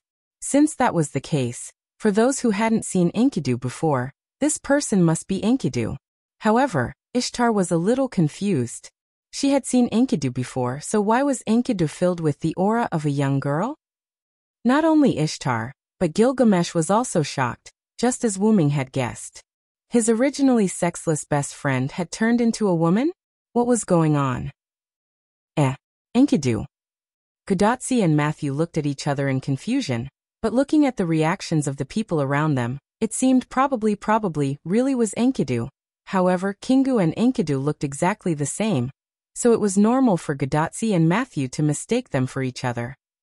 Kingu is a new consciousness born in Enkidu's body. Enkidu has returned to this body, and this body's consciousness has merged with Enkidu. Now there is no Kingu, only Enkidu. Everyone suddenly understood. After all, who would have thought that Kingu was a consciousness born in Enkidu's body? Gilgamesh thought that Kingu couldn't be Kingu, but he also didn't think that Kingu was a consciousness born in Enkidu's body. Although Enkidu was a god's clay, it wasn't a special existence. Its body shouldn't have any consciousness after death, unless someone tampered with it. Gilgamesh narrowed his eyes. There was no doubt that the person who tampered with it was the culprit behind the burning of humanity. However, not everyone thought as far ahead as Gilgamesh. Everyone was focused on what was happening in front of them. Merge? Like Ms. Ishtar? Matthew asked with a vivid analogy. However, Ishtar shook her head, indicating that she wasn't as pure as Enkidu. Enkidu's situation isn't exactly the same as mine. Kingu was originally a consciousness born in Enkidu's body. Now that Enkidu was summoned back by Wuming, even if they merged, the two of them were originally a consciousness born in the same body. Logically speaking, it should be purer than mine. As she spoke, Ishtar hesitated.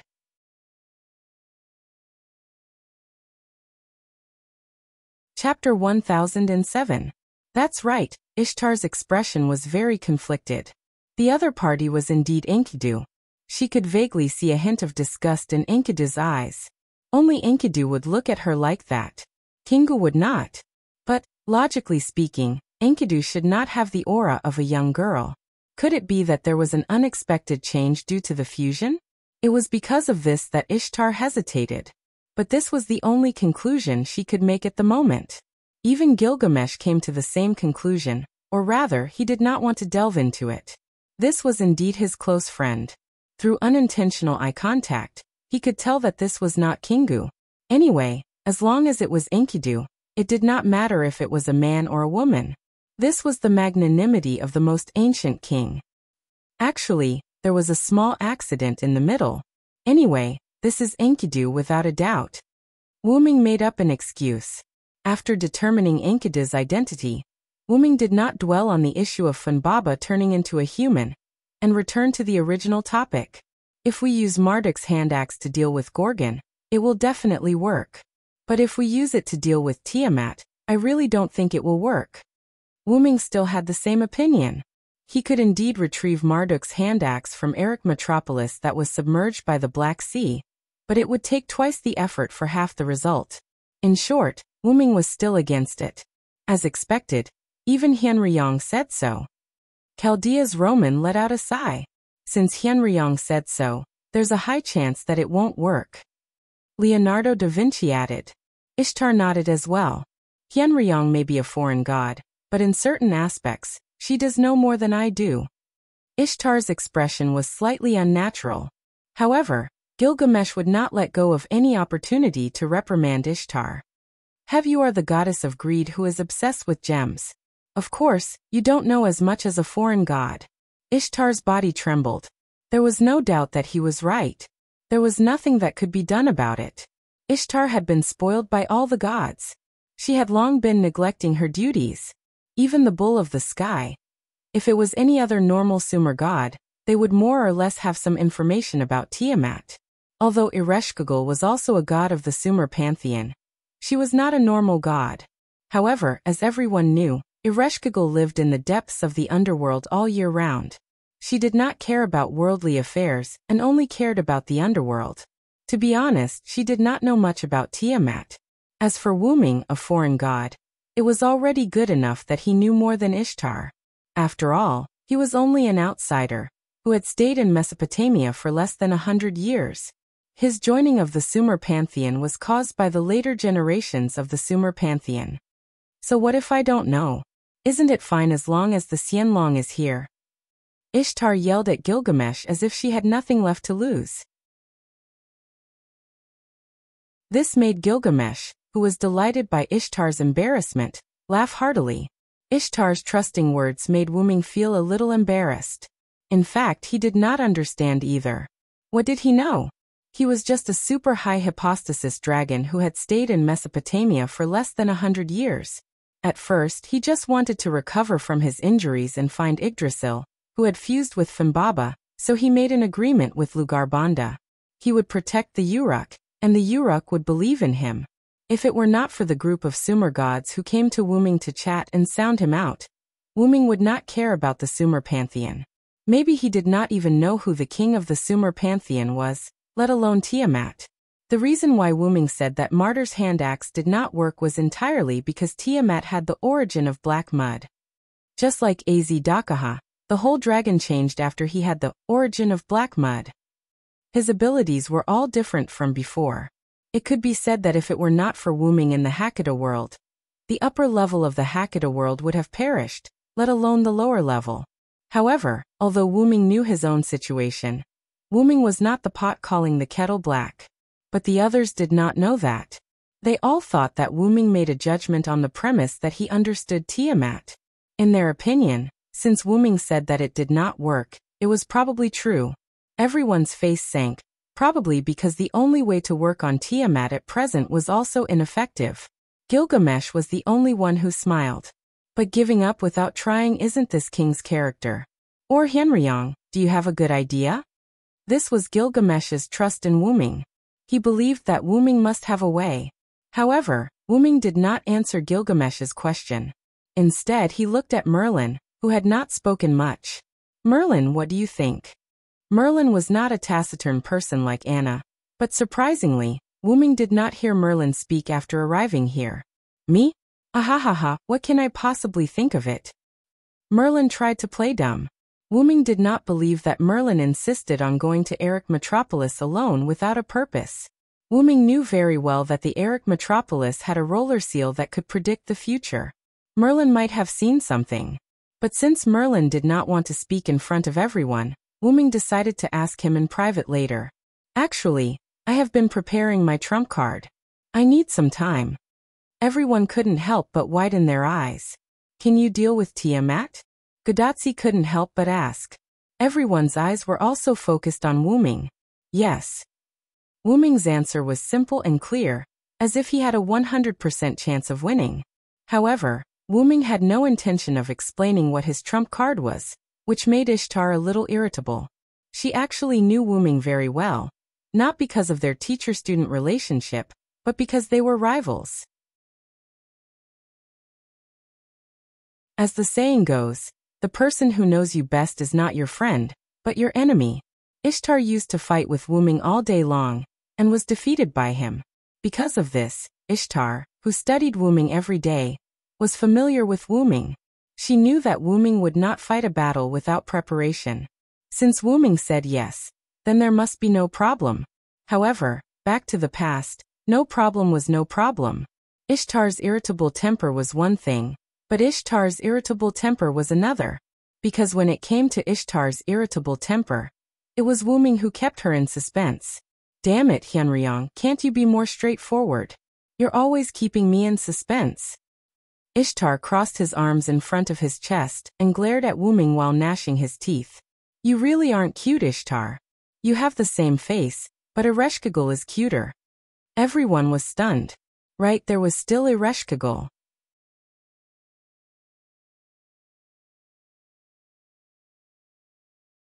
Chapter 1008. If it were not for Wyrm's words, everyone would not have been able to react. Because of Tiamat, after Gorgon left, everyone directly ignored Ereshkigal, the last figure of the three goddesses' alliance. When did you go to see Ereshkigal? Ishtar calmed down, as if she was somewhat dissatisfied with Ereshkigal. Gorgon's exit was the work of me and Ereshkigal. When Wyrm said this, everyone understood why Gorgon left the North Wall in confusion. It turned out that the two Sumer gods worked together to deal with Gorgon. But Ereshkigal should be restricted by the three goddesses' alliance. Quizzard suddenly said. Then Wyrm nodded. Yes, because of this, Ereshkigal's divinity has almost completely disappeared, and the entire spirit base can only be forcibly maintained by the underworld. It has no combat power. Wuming's implication was to tell everyone that Ereshkigal was no longer a threat, and there was no need to treat her as an enemy. Those who died suddenly have also been resurrected. Presumably Ereshkigal released their souls. Gilgamesh also interjected, proving that Ereshkigal was on the side of the humans. Really? How did that guy end up in such a sorry state? Ishtar complained proudly, but it was obvious that she was concerned about Ereshkigal. Seeing Ishtar's insincerity, Wuming could not help but smile. But don't worry, I have already given my divinity to Ereshkigal, and now she is fine, and I have also told her that if there is no other way, I will ask her for help, and she has agreed. Ishtar was shocked, and her hands could not help but relax. However, before she had time to express her surprise, someone spoke first. You gave all your divinity to Ereshkigal? Roman of Chaldea exclaimed through the projection. But how is this possible? I have never heard of divinity being given away. This king also wants to give his divinity to others, but unfortunately, this king is the king who separates the human from the gods, so he must have part of the divinity. Gilgamesh spoke to shut Roman's mouth. The implication was that it was not impossible to take out the divinity. Indeed, no god had ever said that divinity could not be given away, and no magician had ever proven whether divinity could be given away. No did not mean can't. Why do I feel that you are weird now? Quizzard said. Quizzard probably did not notice Wuming's divinity, because of the disappearance of all his divinity and Tiamat's crisis. Merlin and Anna also looked at Wuming a few more times. Only Gadatsi and Matthew, who did not understand, were confused. That is it difficult to give away divinity. For Gadatsi, divinity was a strange thing, and it was like a consumable. In fact, Gadatsi was not wrong. Didn't Ereshkigal use her divinity to suppress Gorgon? It's troublesome to explain. Let's put it this way. You can understand that the divinity of a god is equivalent to the humanity of a human. Ishtar's analogy made Gadatsi and Matthew nod. But Ishtar is not accurate. After all, we gods belong to the mysterious side. Our divinity can be given away. Maybe in the eyes of humans, humanity cannot be given away, but our divinity can, but it's quite troublesome. There's no need to go into the details. You just have to remember that it's difficult to give away divinity, and you may not be able to get it back. Quizzard ended the topic. Ahem, although Tiamat has awakened, she hasn't made any moves for the time being. Those Ramu and Kururu can't enter the Uruk, so we are safe for now. After the topic ended, Wuming led everyone back to the main topic. Tiamat hasn't made any moves, which is in line with our current situation. My trump card is still a few days away from being ready. In short, in these 2 days, we just have to improvise. Wuming put down the Funbaba in his arms and continued. Since Wuming said so, no one said anything since there was no other way. However, Roman, who was in Chaldea, had a strange expression. But there was no other way. The apocalyptic crisis could be solved just by waiting? That was too strange. Anyway, the meeting ended like this. In the end, it was Gilgamesh who forcibly drove everyone out of the throne room.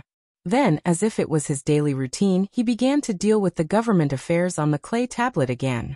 After all, the Uruk's problems were all handed over to Siduri, so they couldn't be properly dealt with. Gadatsi and Matthew were in a state of exhaustion.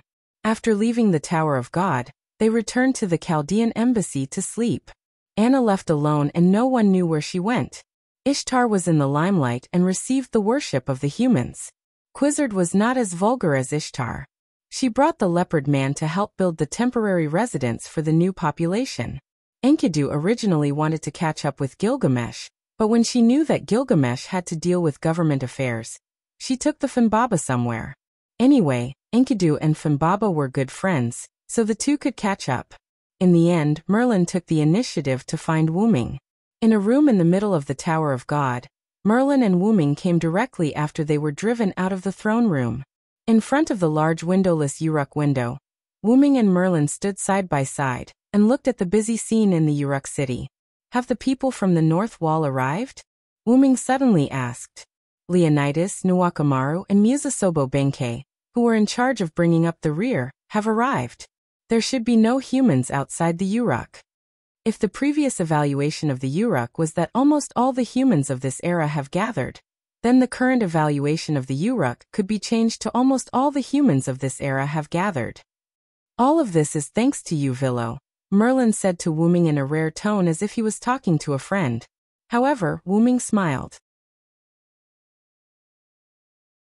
It was indeed his credit to protect the Uruk, but it was also because of the spirit of the humans of this era. Gilgamesh had already told everyone that the world would usher in the end as early as 6 months ago. What did you see when you went to Erech Metropolis? Wuming did not talk to Merlin anymore, and directly jumped to the main topic. The battle between the three-headed dragon and the creator dragon god. Merlin was not pretentious and bluntly answered Wuming's question. As expected. What was Wuming thinking? Wuming was, of course, Merlin saw the future from the roller seal of Erech Metropolis. In other words, the future changed by Wuming.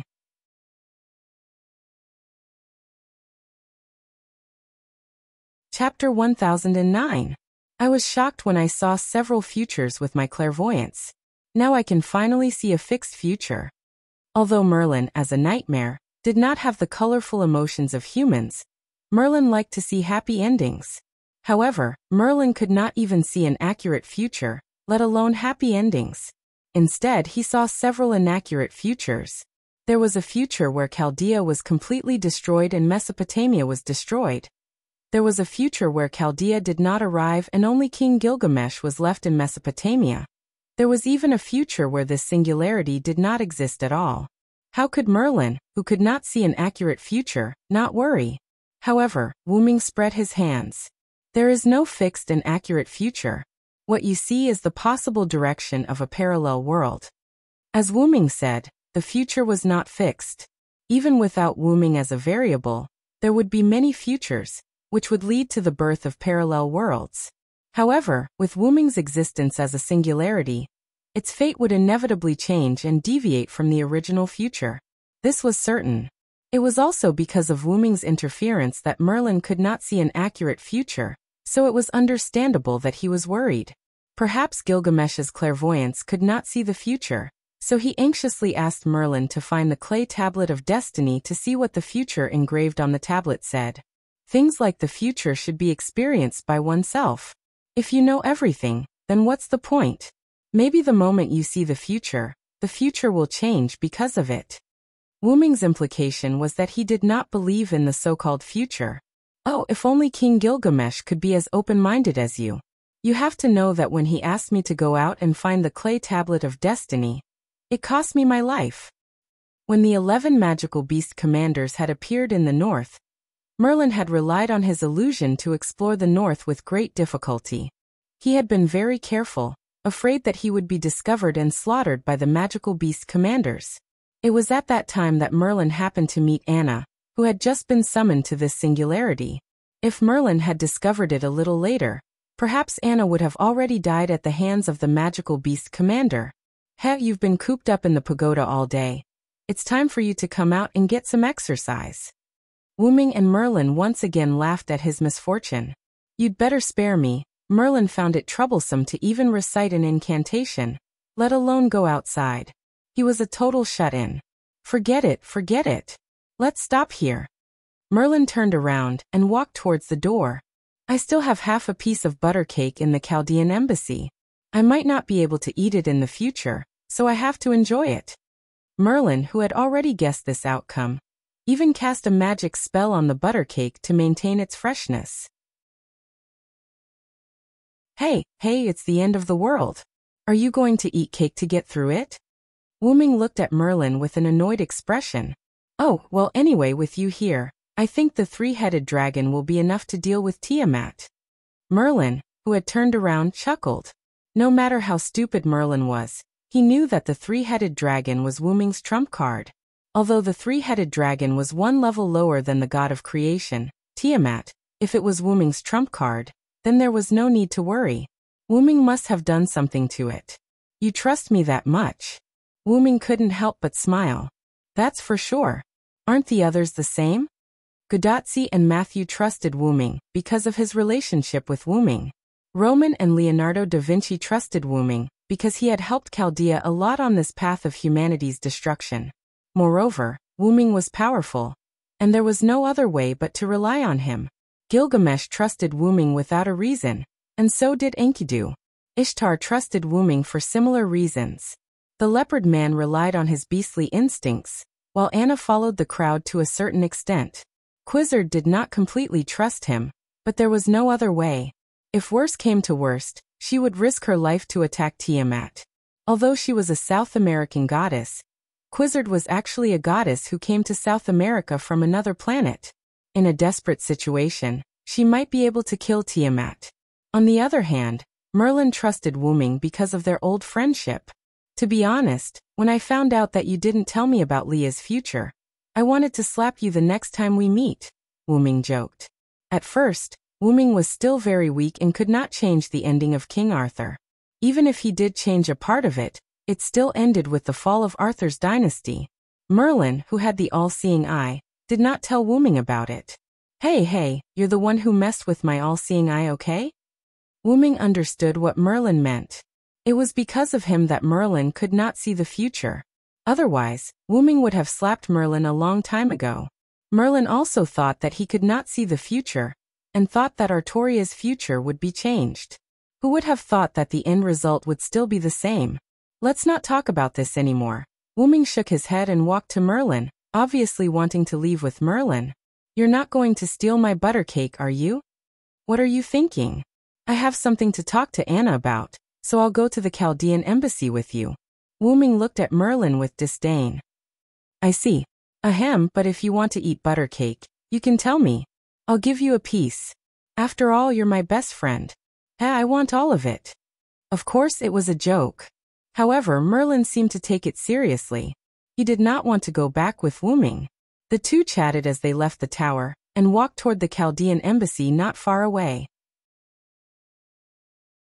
When the two passed by an alley, Wyrm suddenly stopped and turned his head to look at the alley. In the alley, there was an old man in tattered clothes leaning against the wall.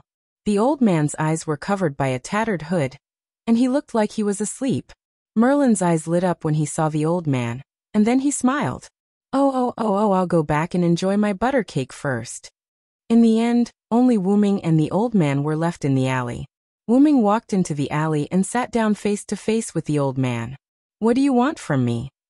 Wyrm also opened the dragon nest dimension, and took out a piece of meat pie and handed it to the old man. The old man looked up and stared at Wyrm with eyes as sharp as an eagle's. After the old man stared at Wyrm for a while, Wyrm could not hold back anymore.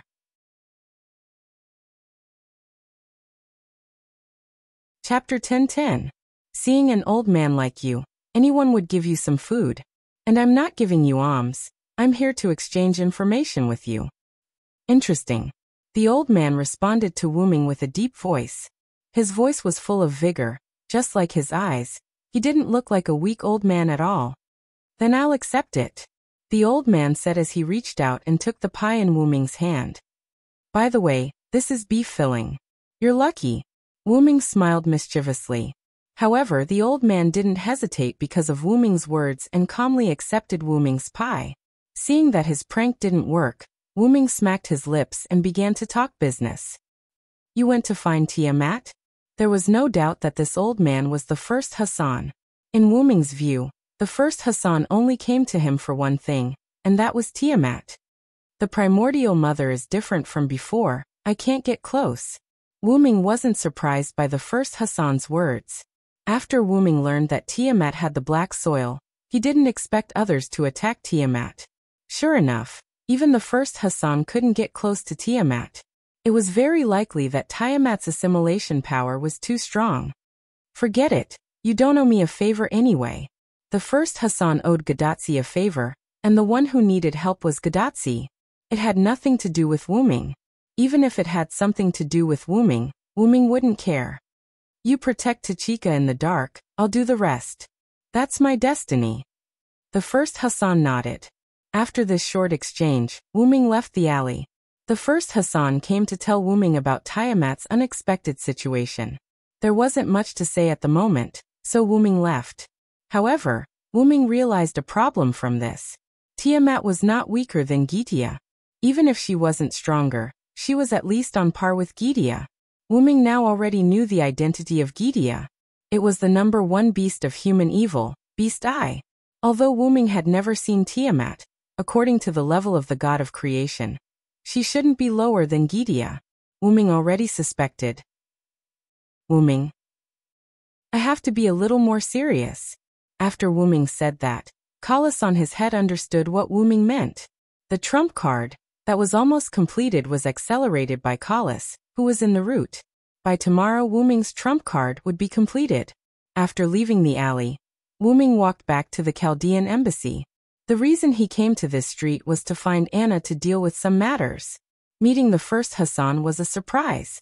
The Chaldean embassy was not far from the alley where Wuming met the first Hassan. After Wuming walked out of the alley, it didn't take long for him to reach the Chaldean embassy. However, just as he walked to the entrance of the Chaldean embassy, Wuming heard Merlin scream. "Oh, Kezapalug, it's my fault, don't kick me anymore." Suddenly, the scene of Fufu kicking Merlin's face appeared in Wuming's mind. Or perhaps, Merlin had already been kicked down, and Fufu continued to kick his face even more fiercely. Wuming lifted the curtain at the entrance and walked straight in.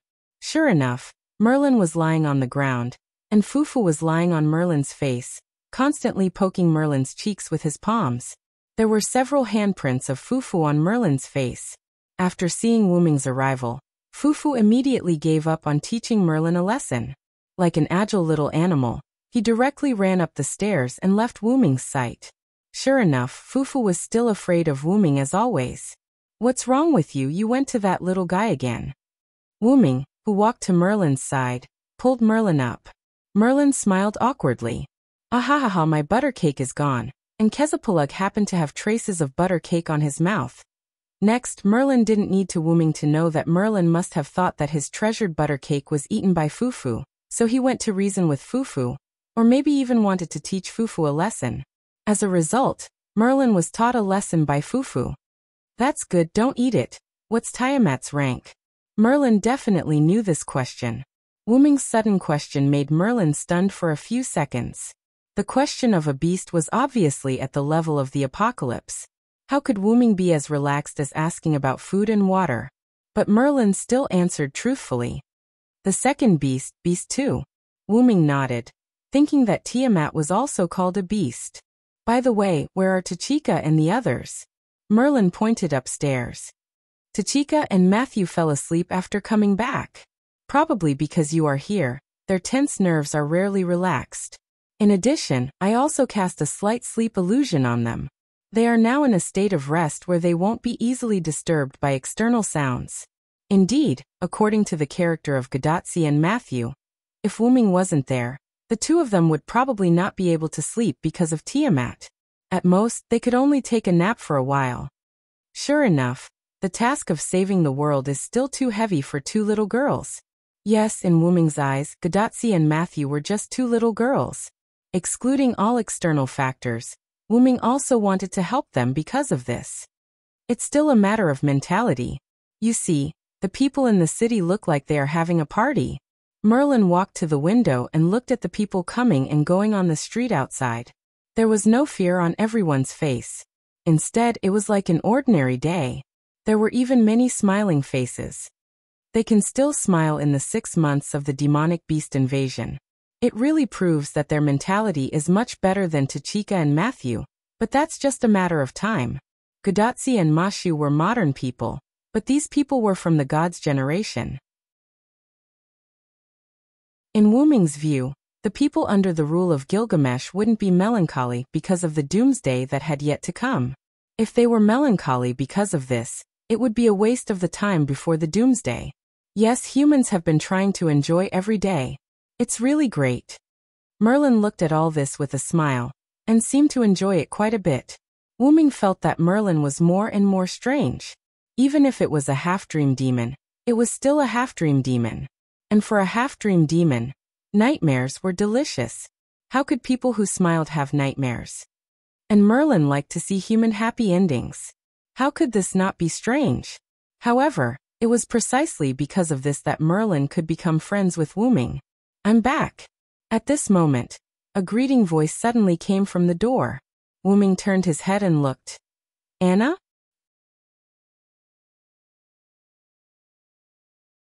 Chapter 10:11. Yes, it was the girl Anna who walked in from the door, but now she no longer covered her face with the hood of the cloak, and there was a smile on Anna's face.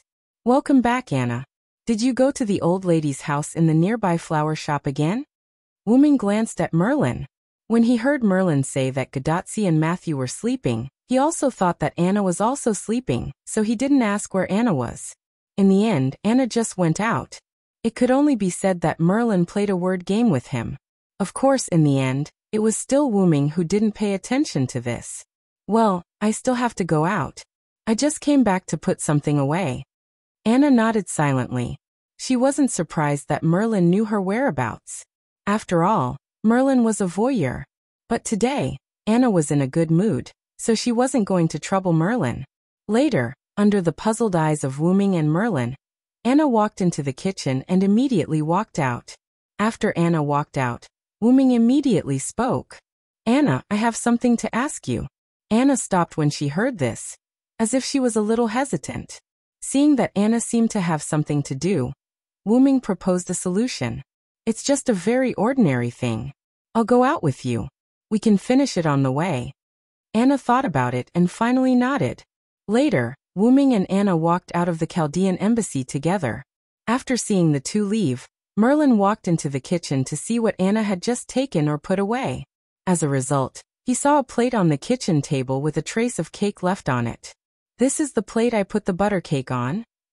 Merlin's cry came from the kitchen, alarming the foo-foo upstairs. Gadotzi and Matthew did not hear Merlin's cry because of Merlin's illusion. On the street, Wyrm glanced at the elven embassy behind him. He seemed to have heard Merlin's sorrowful cry. Or was Wyrm hallucinating? Anna, on the other hand, noticed that the wailing belonged to Merlin, but she did not feel guilty at all. "What's the matter?" Anna's sudden question made Wyrm ignore Merlin's sorrowful cry. "I have something for you." Then Wyrm waved his hand and a golden ripple appeared in front of Anna. A golden shadow appeared and fell out. Anna subconsciously grabbed it. "This is the Holy Grail?" That's right, Anna was holding the Holy Grail in her hand. However, Anna was a little puzzled. Why did Wyrm give her the Holy Grail? "I took this Holy Grail from Winterwood City. Sakura Madu, who was taken away by me, was sealed in the Holy Grail." Wyrm's words made Anna's body tremble. As the first master she met, Anna was quite fond of the young Sakura Madu. After learning that Sakura Madu's entire world was burned down, Anna was more than once worried about what would happen to Sakura Madu after she left. Fortunately, in the end, Wyrm promised to take good care of Sakura Madu, so Anna left without any worries. Anna originally thought that Sakura Madu would be taken to that place called Chaldea. In the end, Anna did not expect that Sakura Madu would be stuffed into the Holy Grail by Wyrm. Cough cough. It's not that it's not good for her. The Holy Grail is more than half a magic furnace. Staying in the Holy Grail for a long time and receiving a large amount of magic power baptism, it's good for increasing her potential and ability as a magician. Wyrm seemed to be forcing an explanation as he said it without blushing. At first, Wyrm only wanted to temporarily store Sakura Madu in the Holy Grail, and release Sakura Madu when he was free. In the end, who would have thought that a series of events would occur, causing Wyrm to have no choice but to entrust the Holy Grail to Kingu. Fortunately, Kingu did not do anything to Sakura Madu, or rather, it did not discover that Sakura Madu was in the Holy Grail. In the end, after a series of events, it returned to Wyrm's hands. However, what Wyrm said about increasing Sakura Madu's ability was not false. When Sakura Madu came out of the Holy Grail, her magic circuit and the quality of her magic power would be greatly improved. Wyrm came to find Anna to exchange Sakura Madu with Anna. At the very least, Sakura Madu and Anna had to meet. When to release Sakura Madu from the Holy Grail was also up to Anna to decide. "You probably think that you appeared because of Gorgon, but I think that you appeared because of Sakura Madu." After Wyrm finished speaking, he closed his mouth, and Anna also fell into silence. The two of them did not stop walking. As Anna, who was extremely compatible with Sakura Madu, and both of them were quite young, the relationship between Sakura Madu and Sakura Madu was no longer limited to the relationship of master and servant. The two of them were already friends, and even the only family. Perhaps Sakura Madu, who was sleeping in the Holy Grail, subconsciously summoned Anna in this era. But no matter what, Sakura Madu was fine, and that was the most important thing. Anna, is this the place? Wu Ming's words pulled Anna back from her thoughts. Anna looked up and saw that she had already arrived in front of a shop with all kinds of flowers. Yes, it's here. Anna nodded. Wu Ming squatted down and touched Anna's little head. I also know about her situation. After the human nature fever is over, I will properly deal with her problem. But for now, you should keep the Holy Grail and her safe. Then Wu Ming stood up, turned around and left. While Anna continued to be in a daze, an old woman walked out of the flower shop with some trembling. Anna, you're back. Hearing the old woman's voice, Anna instantly hid the Holy Grail under her cloak. Yes, Grandma, I'm back. Did the plate with the butter cake properly return to its original position? Oh, sure enough, the butter cake brought by Anna is more delicious than the one I made. This old woman also rarely enjoyed it. The old woman seemed to be reminiscing, her squinted eyes slightly opened. Anna knew that this old woman was too old to taste anything, but at this moment, the old woman was really reminiscing, which meant that she tasted the flavor of the butter cake. Anna didn't notice this before. Obviously, someone did something to the butter cake. Merlin. Anna thought to herself. Yes, I put it back in the kitchen. Grandma, I still think that the butter cake you made is delicious, but next time I will bring you such delicious butter cake again. No need, Anna. This old woman isn't used to such good food. You can keep it for yourself in the future. You are the most beautiful girl I have ever seen. Don't wrong yourself. After all, even if this old woman can safely survive the apocalypse, she doesn't have much time left. Also, if you like the butter cake I made, I will make it for you every time you come. No need, Grandma. You need more rest. I will continue to help you take care of the flowers. Anna continued to chat with the old woman while busying herself in the old woman's shop. The old woman took out a garland when Anna wasn't paying attention. Wu Ming didn't continue to watch, but turned around and left. After all, Wu Ming also guessed what would happen next. Not far away, in the Chaldean embassy, Merlin washed the plate that Anna returned before and put it aside. Then he stroked the head of Fufu who came beside him without him knowing. So it was Anna who fed you a little before taking away the cake, Casapalug.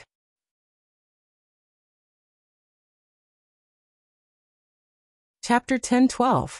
Wu Ming came to the Uruk wall where the seal of divinity, Dinger, was placed and looked towards the southwest. At this moment, the dark clouds were approaching the Uruk. Although the sea of black mud could not be seen with the naked eye, Wu Ming could still feel that the sea level was rising. The sea of black mud that was blocked by Nabistan's tooth was getting more and more turbulent. As the last few humans in the north had retreated into the Uruk, countless Ramu that could not find any living humans were wandering around the vast land outside the Uruk. They were going crazy because they could not enter the Uruk. However, the number of the mermaid Kururu, one of the 11 mythical beasts, was decreasing. It seemed like the other Ramu had killed them and turned them into Ramu. However, no matter how many Ramu there were, they could not enter the wizardry barrier that was set up by Wu Ming's relic above the Uruk. Bless the world with this body, my god. Treat, level, A++ type, wizardry relic distance, maximum catch. Hyunryong, who was defined as a god, was separated from the humans and returned to heaven. This relic was created by the humans' belief in Hyunryong. It was the last bit of power that protected the humans. It represented the separation of humans and God, which was the gradual disappearance of mysteries. After that, the era of gods would completely disappear, and the humans would usher in their own era. The specific effect was that mysteries that were malicious to the humans would be annihilated while mysteries that were kind to the humans would be weakened. This relic represented the irreversible force of the separation of humans and gods, and the disappearance of the era of gods. Although it had a certain effect on Wu Ming and the rest, it only weakened them and did not affect them much. To the mythical beasts, Not only were they separated, but they were also hostile to the humans. Therefore, when the light film shrouded the Uruk, a small number of Ramu and Kururu in the Uruk light film were physically separated.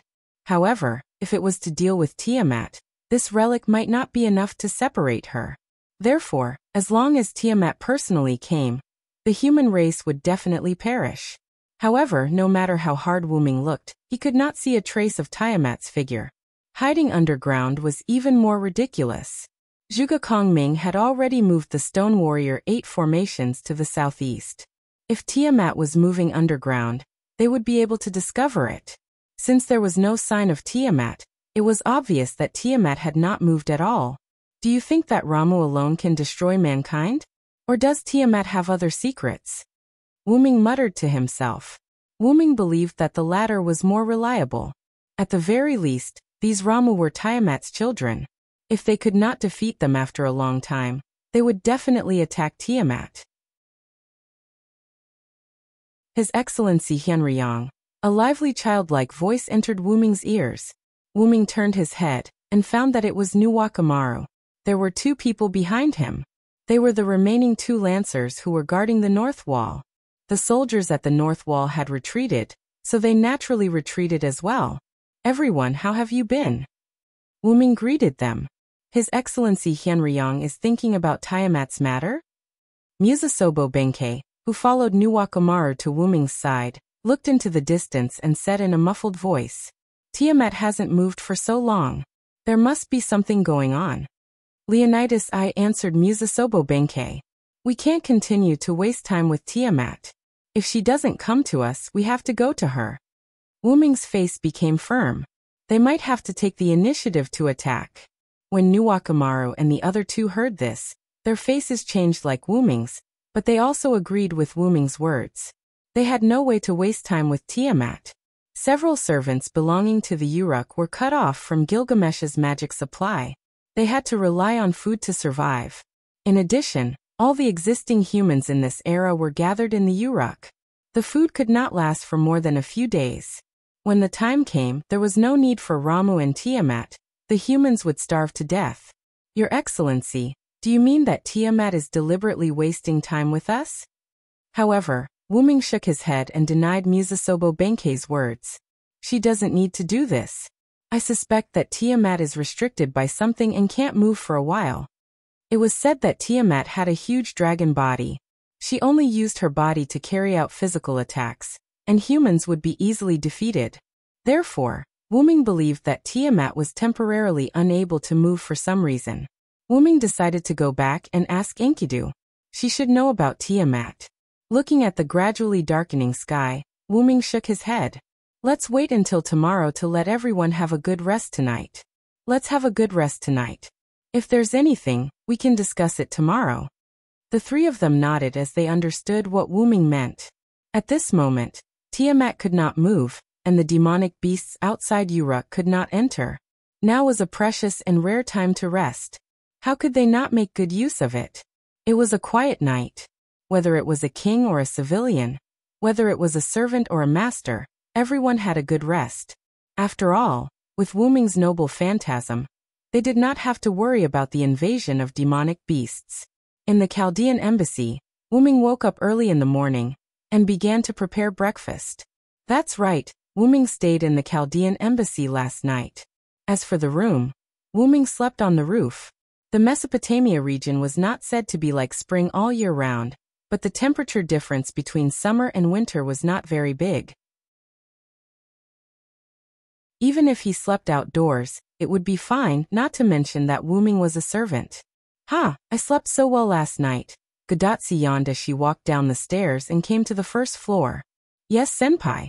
When the doctor contacted me this morning, he said that Senpai's body had an unprecedented rest in all aspects. Matthew echoed behind Gadatsi. Fufu, who was like a squirrel, also called twice. Fufu is also very energetic. Matthew picked up Fufu. Gadatsi did not answer Matthew's previous question because she saw Wuming. Assassin, you can cook?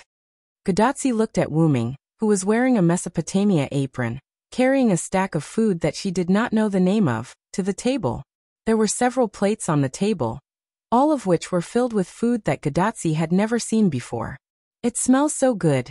Matthew also ignored the previous topic because of Wuming's food. Whoa, I haven't heard of this food for many years. It reminds me of the story of the king, who often went to the kitchen to steal food.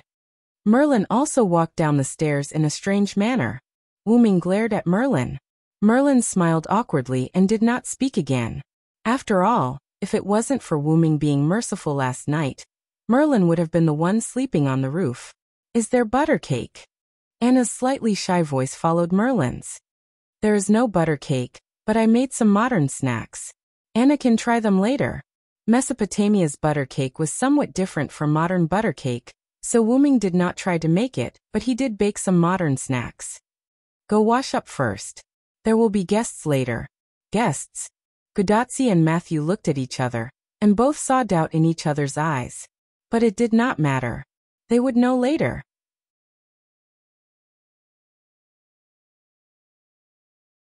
Chapter 10-13. Everyone came to the table after washing up and sat down. They found that there were more and more dishes on the table, and it didn't seem like the 5 of them could finish it all. Villo-senpai? How many guests are there? Matthew wiped the cold sweat on his forehead and smiled awkwardly. Don't worry, they're here. Wuming pointed to the door, and 3 figures appeared at the door. Miss Nuwakamaru. Mr. Chin. Mr. Leonidas. Matthew was surprised. Mr. Fujimaru, Mr. Matthew, long time no see. Nuwakamaru greeted them calmly, but she didn't have much contact with Chaldea, so she didn't say much. Musasobo Benkei and Leonidas I were the same.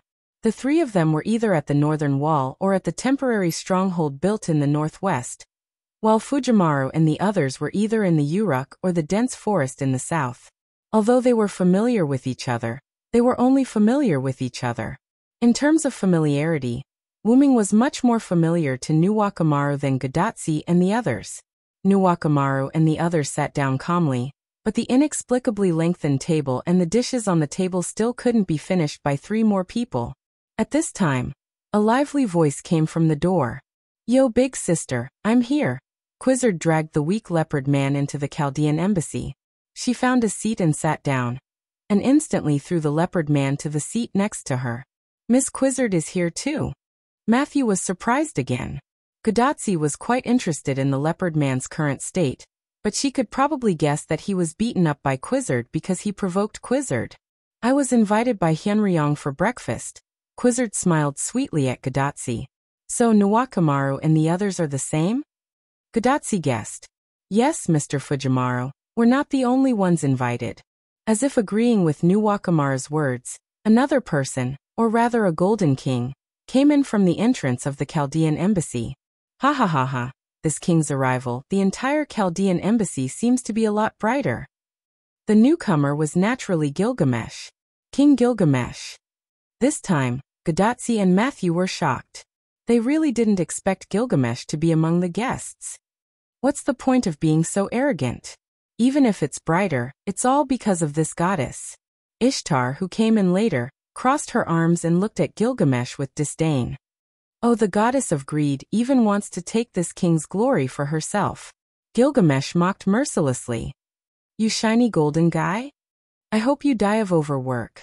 However, before Gilgamesh and Ishtar could quarrel, Siduri's figure came in. Okay, king and goddess. Today you were invited by Hyunryong Sama to enjoy breakfast. You can't be so rude. Her words, which were neither flattering nor harsh, made Gilgamesh and Ishtar both shut their mouths. Siduri, the 2 of them really can't do anything to you. Enkidu, who had a smile on his face, walked in holding Fimbaba's hand. You're exaggerating. Siduri bowed. In this regard, Gadotsi and Matthew were almost stunned. Good heavens, all the powerful forces of this era had gathered together. However, only Wuming knew that Ereshkigal was still missing, but that couldn't be helped. After all, she couldn't leave the underworld. Okay, everyone, hurry up and take a seat. This is my cooking that I haven't made for a long time. Hurry up and try it. Hearing this, Gilgamesh and the others also sat down. Seeing so many powerful gods and kings sitting next to them, Gadotsi and Matthew were a little uncomfortable. The two were still thinking about whether to change seats. However, Gilgamesh also said that this banquet was hosted by Wyrm after all, and even he couldn't steal the limelight. What he meant was, no matter who was in charge, they could sit anywhere. Everyone began to enjoy the food. At this moment, it was as if they really obeyed Gilgamesh's order. Everyone, including Gadotsi, was no longer restrained and completely let go of their limbs. Leonidas I and Musasobo Benkei competed in drinking. Quizzard, as the big sister, played with Gadotsi. Matthew and Anna discussed which snacks Wyrm made were delicious. Gilgamesh and Ishtar were once again at each other's throats, and Siduri was the lubricant between them.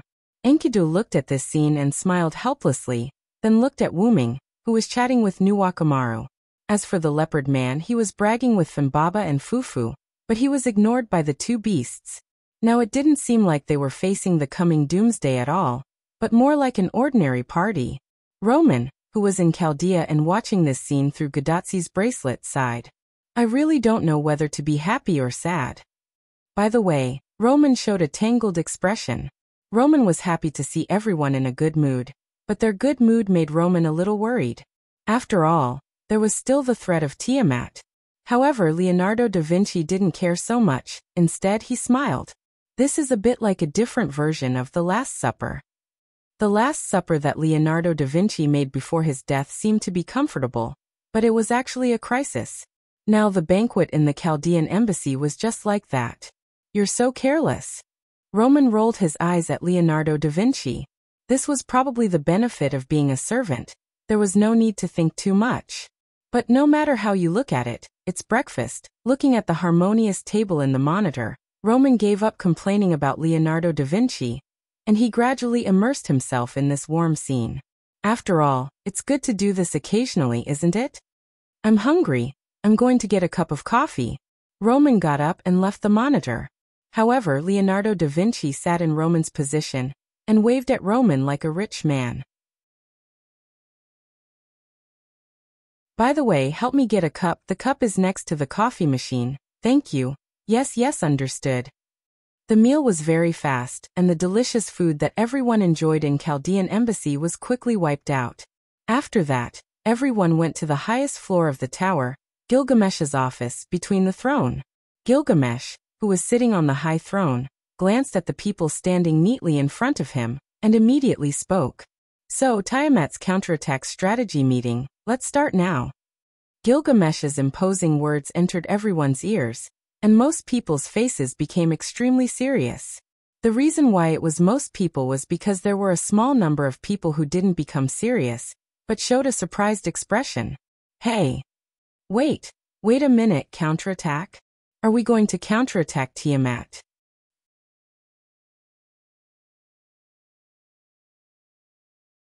Chapter 10:14. Matthew and Gadotsi were the only two people who were surprised. That's right. I think you have also noticed that we don't have much food left, and all the humans in Mesopotamia have gathered in the Uruk. Although there is no problem for the time being, in a few days, the shortage of food will appear, and we will be in trouble. Gadotsi and Matthew heard Wyrm's words and instantly understood. After all, they were modern people, and they could understand what would happen in the Uruk through the usual compulsory education. At that time, humans would starve to death because they were trapped in the Uruk without food, and in serious cases there might be riots. After all, appetite was one of the most basic desires of humans, and there was no way to suppress it. Once it broke out, it would be more terrible than a natural disaster. Outside the Uruk were Ramu, and humans could not go out to look for food. Only servants could do it, but there was no way to get food for so many people with only a few servants. Therefore, the only way was to take the initiative to attack, and the main attacker was Wyrm. Wyrm talked to Gilgamesh last night about this matter, and Gilgamesh also agreed. In fact, whether we take the initiative to attack or wait for Tiamat to attack, our chances of winning are very low. Leonardo da Vinci's voice came from Gadotsi's bracelet. After all, the opponent was the god of creation. So whether we take the initiative to attack or passively defend, the probability of winning is almost the same. Although Roman's words were discouraged, it also meant that taking the initiative to attack was better than passively defending. Why didn't Tiamat take the initiative to attack? Gadotsi was quite puzzled. That's because Mother is bound. Enkidu stood up. Bound. Matthew could not help but be stunned. And that's the binding that Tiamat put on herself. Wyrm interrupted. What? Whether it was Gadotsi, Matthew, or the others, they were more or less surprised by this. Why? Gadotsi asked. She didn't understand why she would impose restrictions on herself. Because Mother has always loved humans and their children. That's why she added restrictions to herself. Enkidu, who had fused with Kingu, was well aware of this. Wyrm had also asked Enkidu about this last night. At this moment, Gilgamesh, who was sitting on the throne, suddenly interrupted. Do you know that humans are evil? Humans are evil. Gadotsi and Matthew looked at each other in confusion. The two goddesses, Quizzard and Ishtar, had a serious look in their eyes. It was obvious that the two of them knew that humans were evil. Humans are evil. Roman from Chaldea repeated silently. Humans are evil beasts of original sin. There are a total of 7 original sin beasts, and they are disasters that can destroy humans. Merlin also spoke. But in the end it was still Roman who explained. Humans are evil refers to various disasters that threaten human history and destroy humans. They are born from human civilization and grow stronger with the development of human civilization. They will destroy the civilization from the inside of human society. They are like cancer cells. Furthermore, as long as human beings exist, this evil will not disappear. It will grow stronger with the development of human civilization. To put it simply, it was an existence that accompanied humans. Because of the disasters caused by the bestial nature of humans, humans are also called beasts. Tiamat is the second beast that holds the principle of return, Beast 2. Merlin finished Roman's sentence, then looked at Wyrm and signaled for Wyrm to continue. With a helpless smile, Wyrm spoke. The essence of human evil is human love.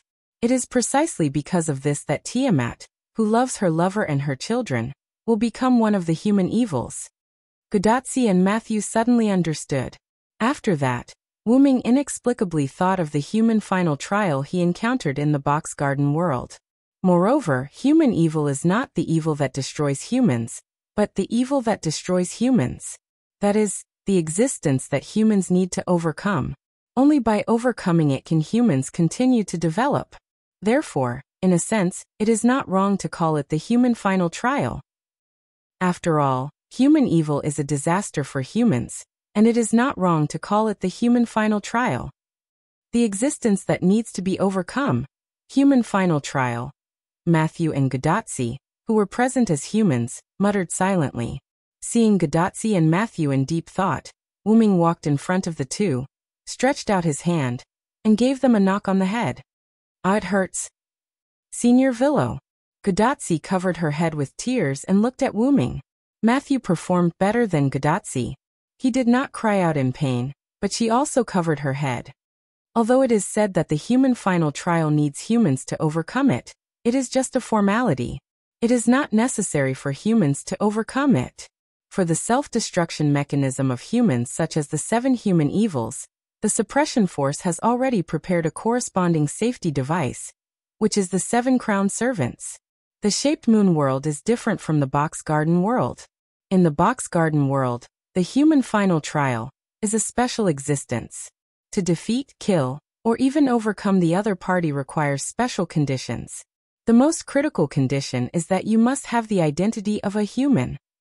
The human final trial, in the shaped moon world, is just a title that Wyrm casually said. It has no special power, so humans do not need to overcome it personally. Seeing the doubts on their faces, Wyrm directly gave an example. The first Hassan you have seen is the crown assassin. These words directly made Gadotsi and Matthew almost fall to the ground. They knew that the first Hassan was very strong, but they didn't expect the other party to have such an identity. In other words, the reason why the first Hassan helped us is because of the appearance of one of the human evils. However, no one answered Gadotsi's question, because the people present were very clear that Tiamat had undergone a qualitative change. She was no longer a simple human evil. Even the first Hassan couldn't even get close to Tiamat. All of this was attributed to the root black mud. And it was precisely because of this that Wuming took all the burden on himself. Emotionally, only Wuming could deal with Tiamat, who was infected with the root black mud. Others were easily eroded by the black mud and assimilated. Reasonably, the root black mud and Wuming had a great relationship. The reason why Tiamat was infected with the root black mud may have an indirect relationship with Wuming. Therefore, Wuming had to take on this burden. In short, my trump card can deal with Tiamat. You just need to be responsible for covering me.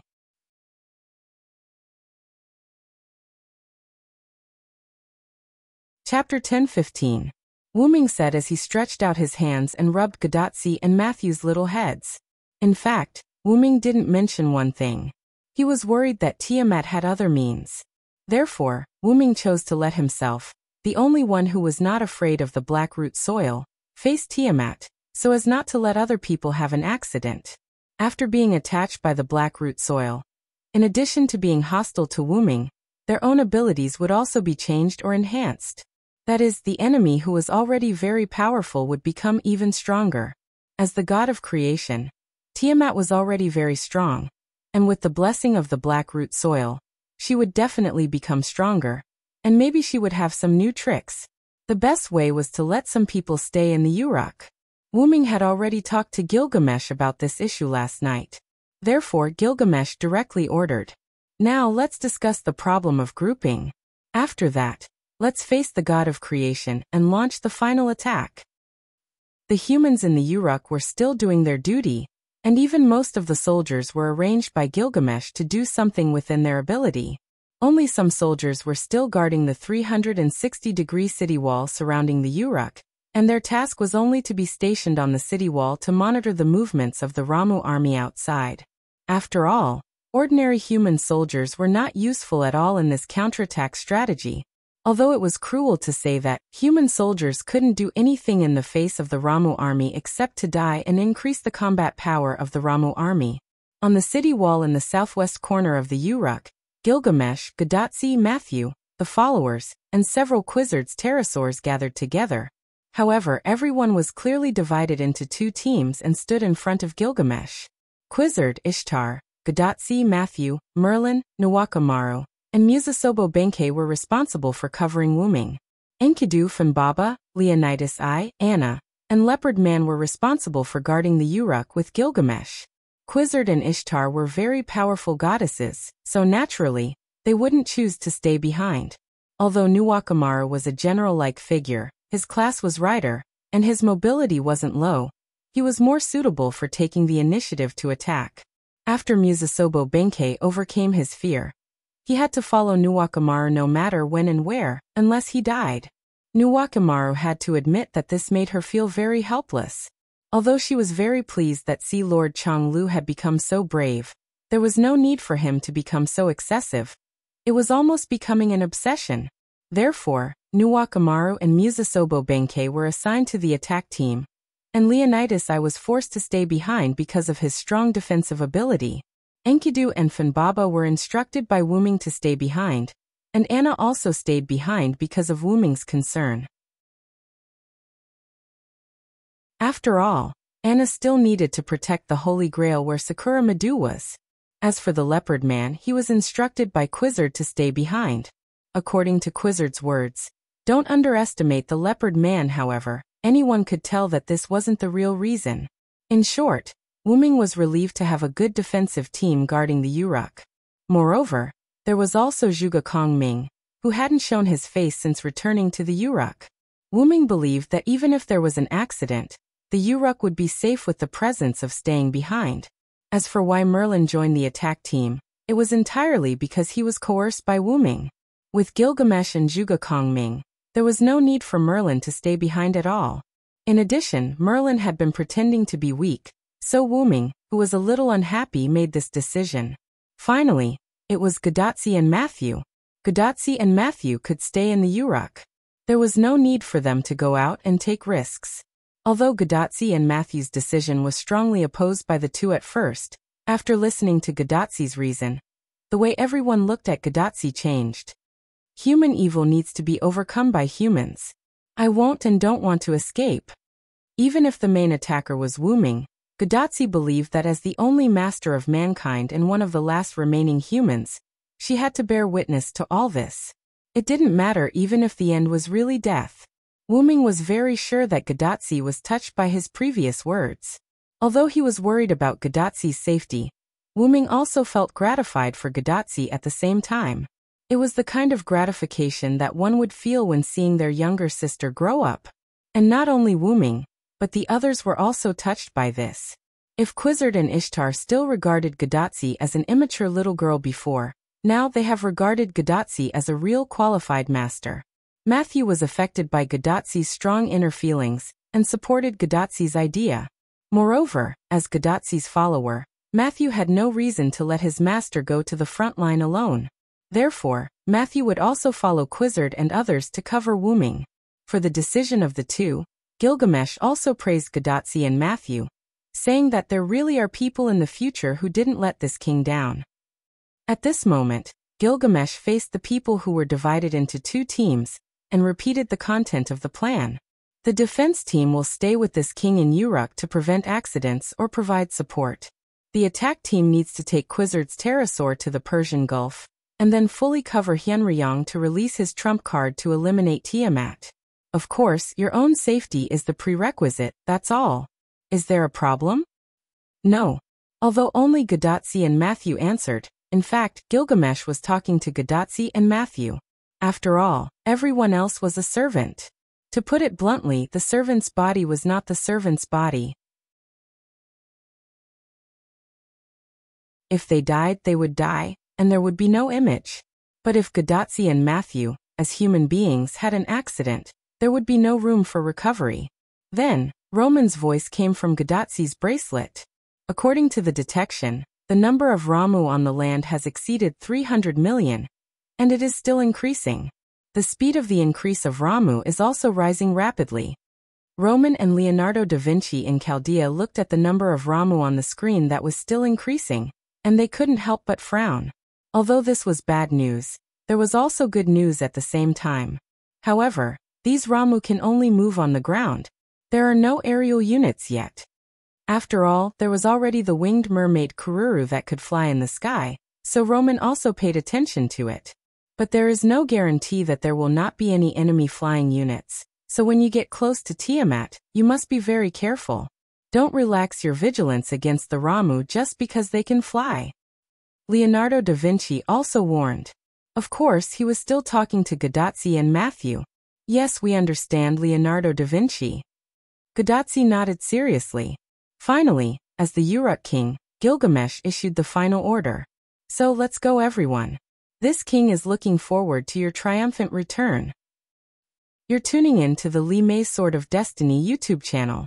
We're so grateful for your support, and don't forget to subscribe to join us on this incredible journey through captivating stories. Your generosity through donations truly makes a world of difference, as it's the primary source of revenue that allows me to expand and enhance this channel for you. Thank you from the bottom of my heart for being a part of this adventure.